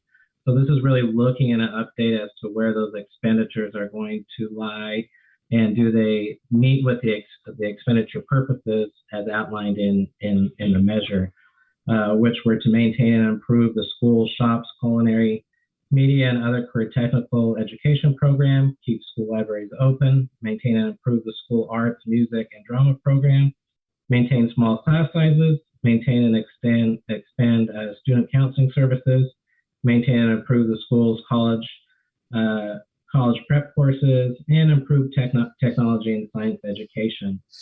So this year we have budgeted the parcel tax revenue to be $1,801,000, and then 97% of all those funds are going to be used up this year. There was a carryover or fund balance from last year, so we have higher expenditures this year within that as we're using up that fund balance that was there from last year. We are funding 46 teaching sections at West County, 7 teaching sections at Laguna, and they all align with the proposed language within the measure. So we have science, history classes, CTE courses, drama, dance, foreign language, math courses, music courses, English, science, social science, kind of to help maintain lower class sizes, have those sections. Additionally, we fund 4.5 FTE of the West County High School guidance counselors, and then 1.5 FTE of an outreach therapist, and 0.74 FTE of the librarian. And then we have additional costs that are associated with the annual audit, and then that'll come out in the spring. They'll be reported out to the board. And then they have mailing services for the county that they charge us for to mail out, I guess, the tax notices. Total budgeted expenditures for this year are $2,031,462. And that included the spending of the fund balance that was there, additional $260,000. And so I provide this information to the board to just let you know that the expenditures outlined in the parcel tax budget this year meet with the proposed purpose of the measure. Thank you, Andrew. Questions for Andrew from the board? Okay. Public comment? None. None. Thank you, Andrew. I appreciate all your help and stuff this evening. We will move on to facilities and maintenance. And item number 1 is consideration of approval of resolution number 8, January 2021 to 2022, authorizing contract to Campbell Keller for classroom furniture pursuant to Public Contract Code section 20118, parentheses, piggyback statute, in parentheses. Can I have a motion, please? No motion. I'm so moved. Sorry. Thank you, Jean. I got a frog. All right, all good. Second, please. Kelly seconded. Okay, didn't hear her. Thank you. With that, the floor is yours, ma'am. Well, I'd like to introduce Denise Fisher, who's our facilities and bond construction coordinator. This is her project and she's been running it, and she is here with us this evening to answer any questions that you guys have. But just to introduce the item real quick, we purchased furniture right before the pandemic hit, so nobody could use it. And we're at the point where we're ready to deploy furniture to all classrooms along with technology, and we're in the process of doing all of those steps. So this is just the procurement model that we were working with, which was to do a piggyback off of a district who already worked with this particular vendor, allowing us to kind of forego the public bidding process. The importance of this item tonight is that we are trying to get our order in prior to February 1st, because this will somewhat ensure that we will have materials available for us by next school year. There is a massive supply chain demand issue, and we know that these things will take several months to get to us. I just want to applaud Denise. She worked with all the teachers directly, gathering all the information. We came up with a pretty unique way of collecting the data, and she worked tirelessly with our consultant and with our vendor. And without her help and management and oversight of this project, we couldn't have put this before the board tonight. So we're both happy to answer any questions that you may have of us. Bring it back to the board. Questions for Jenny or Denise? I just want to say thank you, Denise, for your hard work. Thank you, Jeannie. Yeah, supply chain issues are not, this is not the business right now. This is not a good time. No, actually they tell me they're getting a little bit better. I think we're looking good, especially as early as we've done it. So that's great. No other questions. Let's put it out for public comment. No comments. No comment. Let's go ahead and vote. Let's start. Let's see. Let's roll call vote. Let's start with Trustee Fernandez. Aye. Trustee Noe. Aye. Trustee Aiello. Aye. Trustee Nagel votes aye. Motion carries 4-0. 1 absent. It's going to move right on. It's going to keep it right on moving to item number 2 under facilities and maintenance, discussion of district-wide roofing. Quote, skylight update. This is, you guys had requested at the last meeting that we look into the covering up of the skylights and or replacement of the skylights. So after you guys approved the award of the contract with our consultants, we started to work on a plan for that. And as we started to work through that plan, it was determined that roofing over it was not going to necessarily save us any money, and it would actually reduce the natural light coming into the building, which is kind of advantageous in those locations. Our consultant drafted a letter, and that's attached to the board report. So this is more just me giving you an update and letting you guys know that we would be proceeding forward with the skylight replacement versus roofing over them. And we were not going to be putting it out to bid with both options because it was going to be a little bit more costly in terms of architectural services for them to design both scenarios. And then we would have had to pay for both scenarios going into the state for their review. And we were pretty sure that it was not going to save us any money because of all the electrical that we would have to add and likely upgrade in order to put lighting in those hallways. So I just wanted to come back to the board and make sure you guys knew why we were doing it this way, and that if you had any questions or wanted to redirect us, now would be the time to do that. Jenny? Yes, Jeannie? I just want to say thank you so much for following through and having them look at it and then give us their honest opinion and their guidance. That's what we needed. So thank you, Jenny. Welcome. Yes, Julie. Is there some sort of guarantee for the skylight, and what is the estimated life of that skylight? In other words, how often would we have to replace it? My guess is we wouldn't have to replace it for the next 30 to 40 years, much like a roofing system. And in terms of guarantees, I like to say there are no guarantees in anything. There are warranties associated with it. So we will have a warranty. The skylights are made very different than the ones that you look up at in the main building right now, where you see the wire meshing in between them. They don't make skylights like that anymore. They're more like they're domes. So they are a lot more weatherproof, and they have greater durability. So what happens? What's the process if it does leak? We go through the warranty process. So they have a warranty process that we basically contact the contractor first, because there's a 2-year warranty on any craftsman construction that happens. So we would work with a contractor. And then if it's a defect due to the actual skylight itself, we work with the vendor of the skylights, and we go through the formal process. Me being in facilities, unfortunately, we have to deal with this a lot. So it's more kind of like just routine business. We deal with it with HVAC equipment, roofing, materials. So we've already had a couple roofing defects on the library at the West County campus that we're working with the vendors. And they just come out and they take care of business because we get a warranty form and we put it in our construction files. Okay, any other questions? Kelly? Okay, public comments? I don't see any. Thank you. Thank you, Jenny.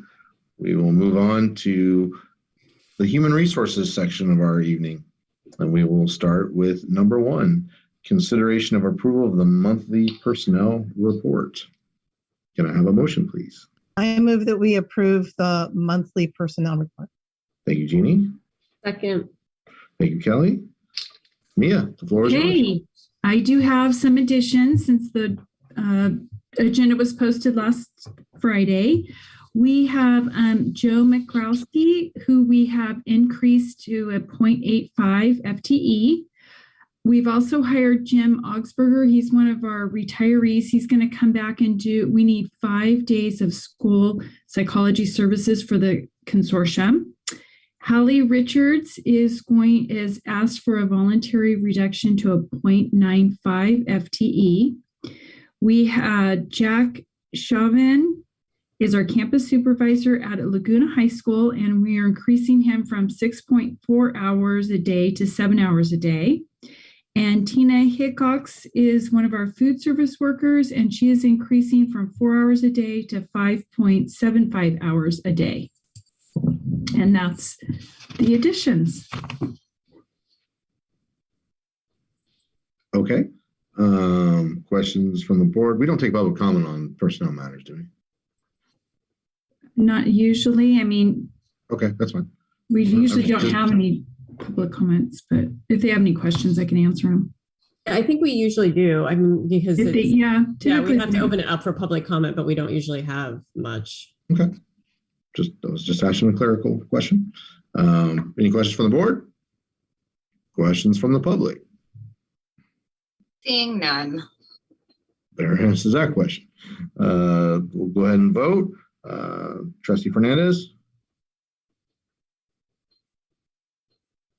You're muted, Jeannie.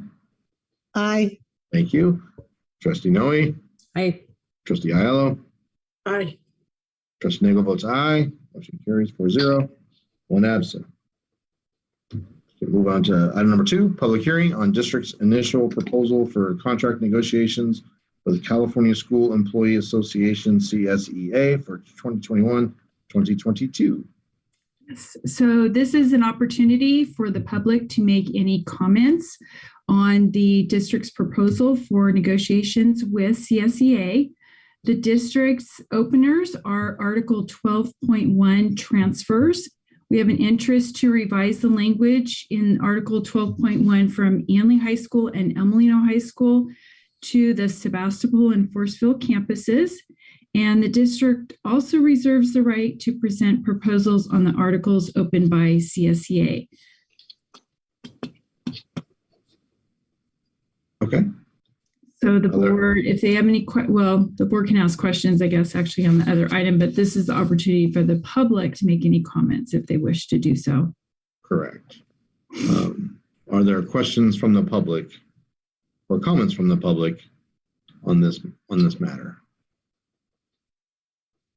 No. Okay. We can move right to item number 3, correct? Yes. Okay, consideration of approval of district's initial proposal for contract negotiation with California School Employees Association, CSEA. This requires a motion, correct?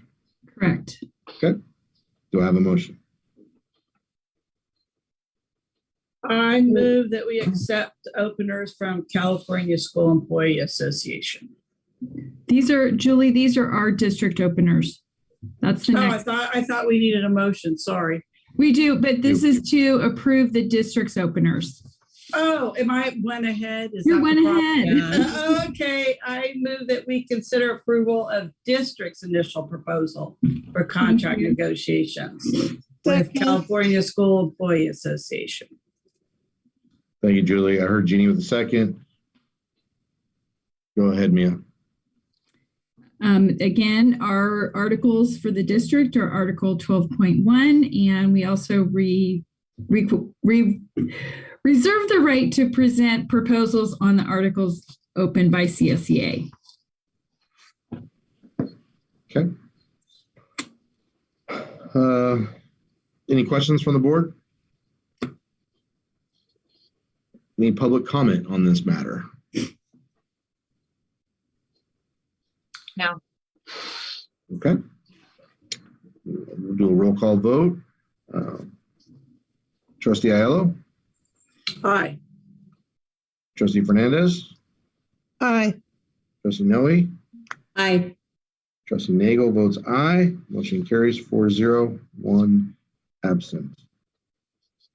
For the last matter on the human resources section, we will consideration of acceptance of openers from California School Employee Association, CSEA, and an initial proposal for contract negotiations with the district for 2021-2022. We need a motion. We do. I move we approve, accept openers from the California School Employee Association initial proposal for contract negotiations with the district for 21-22. Thank you, Kelly. I'll second. Thank you, Julie. Okay, so the district has received the sunshine letter from CSEA, and they are opening Article 4 wages and Article 7 holidays, and they would like to add the new holiday Juneteenth to their paid holiday schedule. And those are their 2 openers. Okay. Questions from the board? Comments or questions from the public? None. Okay. Roll call vote. Trustee Noe. Aye. Trustee Aiello. Julie, you're on mute. Aye. Thank you. Trustee Fernandez. Aye.